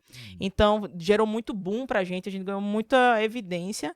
Um outro ponto também é que a gente tava na crista ali da lei de importunação sexual. A lei tinha sido sancionada em 24 de setembro de 2018. A Nina foi lançada como política pública em março do outro ano, logo seguinte, né? Então, assim, era referência nacional, ninguém tinha se preparado. Porque Fortaleza, a gente começou a trabalhar em julho lá. No ano anterior, né? Em março o prefeito já lançou, então foi um boom, os dados. Aí foi quando saiu no Jornal Nacional. Em 3 meses a gente tinha captado 930 denúncias, bicho. Era muita coisa. Então, assim, deu realmente visibilidade e só agradecer, porque deu muito crédito também, né? Pra trajetória como um todo. É o que eu chamo às vezes de possível, mas é improvável. Assim, minha história... Pô, eu estudei escola pública, às vezes eu chegava... Hoje em dia a gente tem bons professores, mas na minha época, bicho, eu cheguei a ter professor de matemática em agosto. Como é que eu vou entrar para competir? Então, eu preciso falar... Por isso que eu falo tanto de política pública, porque foi muito importante para mim, sabe? Eu entrei por cotas, quando eu tava na UFPE, eu recebi assistência estudantil. E assim, não a galera que fala que é mimimi ou coisas do tipo, é porque assim, velho, você não sentiu na sua pele. Você não sentiu pra você estar falando isso, assim, do quanto é importante todas essas políticas afirmativas. E onde eu chego, eu falo, porque assim, ó, a gente tem, mas precisa ter mais. É pouco o que tem ainda. Eu tenho amigo que mesmo política existiu porque precisava trabalhar, sabe? Então, assim, só falar que a trajetória, a Forbes foi muito importante, mas eu não posso deixar de destacar, assim, que pra mim a evidência a mais importante até então, até agora, foi o BRICS. A gente chegar no BRICS, a gente foi no BRICS 2 vezes, pô. Convidado, sabe? A primeira foi porque eu fiz 2 publicações científicas logo lá no início. Uma para a ABCIBER, que é um congresso de comunicação, e a outra foi para a CSBC, que é o Congresso da Sociedade Brasileira de Computação. Foram aprovados a nível nacional, os dois trabalhos, e eu só fui com subsídio federal. A universidade bancou para eu ir. Senão não tinha dinheiro para apresentar o trabalho. E aí o que aconteceu? Numa dessas apresentações, estava na mesa, e eu não sabia, a diretora da Academia Brasileira de Ciências, que hoje é a Márcia Barbosa, ela é a atual reitora da URGS, da Federal do Rio Grande do Sul. E aí eu troquei ideia com ela, assim, sabe, tipo, em congresso, né? E aí, isso foi, sei lá, em novembro, dezembro. Em março, me chega um e-mail da Márcia, dizendo, olha, vi sua apresentação, a primeira organização do evento entrou em contato comigo. Eu tinha uma amiga que estava na organização e disse assim, ó, a professora Márcia pediu teu contato, chegou para mim e disse assim, tem um e-mail da menina do Recife, porque eu vi a pesquisa dela, a academia vai abrir um edital e eu acredito que ela tem potencial. Aí essa menina falou comigo, eu disse, não, nada a ver, tipo, não sei o que. Ela disse, ó, não, como é que se diz? Não se sabota, não. Se ela tá vendo potencial, vai, né? E aí foi quando ela me mandou o e-mail, aí era era indicação a um prêmio do BRICS. Era o BRICS Young Innovator Prize, o prêmio de jovem inventor do BRICS. E ela disse assim, ó, você consegue fazer essa submissão até X dia, era tipo, sei lá, 2 dias em seguida. Eu lhe dou a carta de recomendação. Aí eu, tá certo, professora, eu não falava inglês, não tinha nada assim, tinha só os trabalhos, né, mas não tinha muita... Mas submeti. E aí, na seleção nacional, eu fiquei em primeiro lugar. E aí, como prêmio, você ia na comitiva brasileira pra reunião do BRICS, apresentar o trabalho lá. Então, assim, bicho, a gente tá falando de 2018, eu pegando 6 ônibus e 2 metrô, indo pra reunião do BRICS. Foi nessa realidade que tudo aconteceu. Então, assim, quando a Forbes veio, foi fuderoso. Eu não esperava nada disso. Mas já tinha acontecido um negócio muito antes, que as pessoas não falam muito, que foi isso, assim. Pra mim, foi não só a validação acadêmica, porque tô falando de pesquisa científica, primeiro reconhecimento da Academia Brasileira de Ciências, e depois no bloco econômico, que é o maior, tá? A gente é responsável por quase 50% do PIB mundial, sabe? Então, assim, eu acho que o BRICS, pra mim, enche mais meus olhos. Do caralho. Ô, Simone, eu queria muito agradecer tua vinda até aqui. Que papo massa. Valeu. Se não tivesse outro podcast aí que já tem os meninos aí pra gravar, a gente ia ficar até quanto você permitisse, porque o papo é maravilhoso, informações ótimas.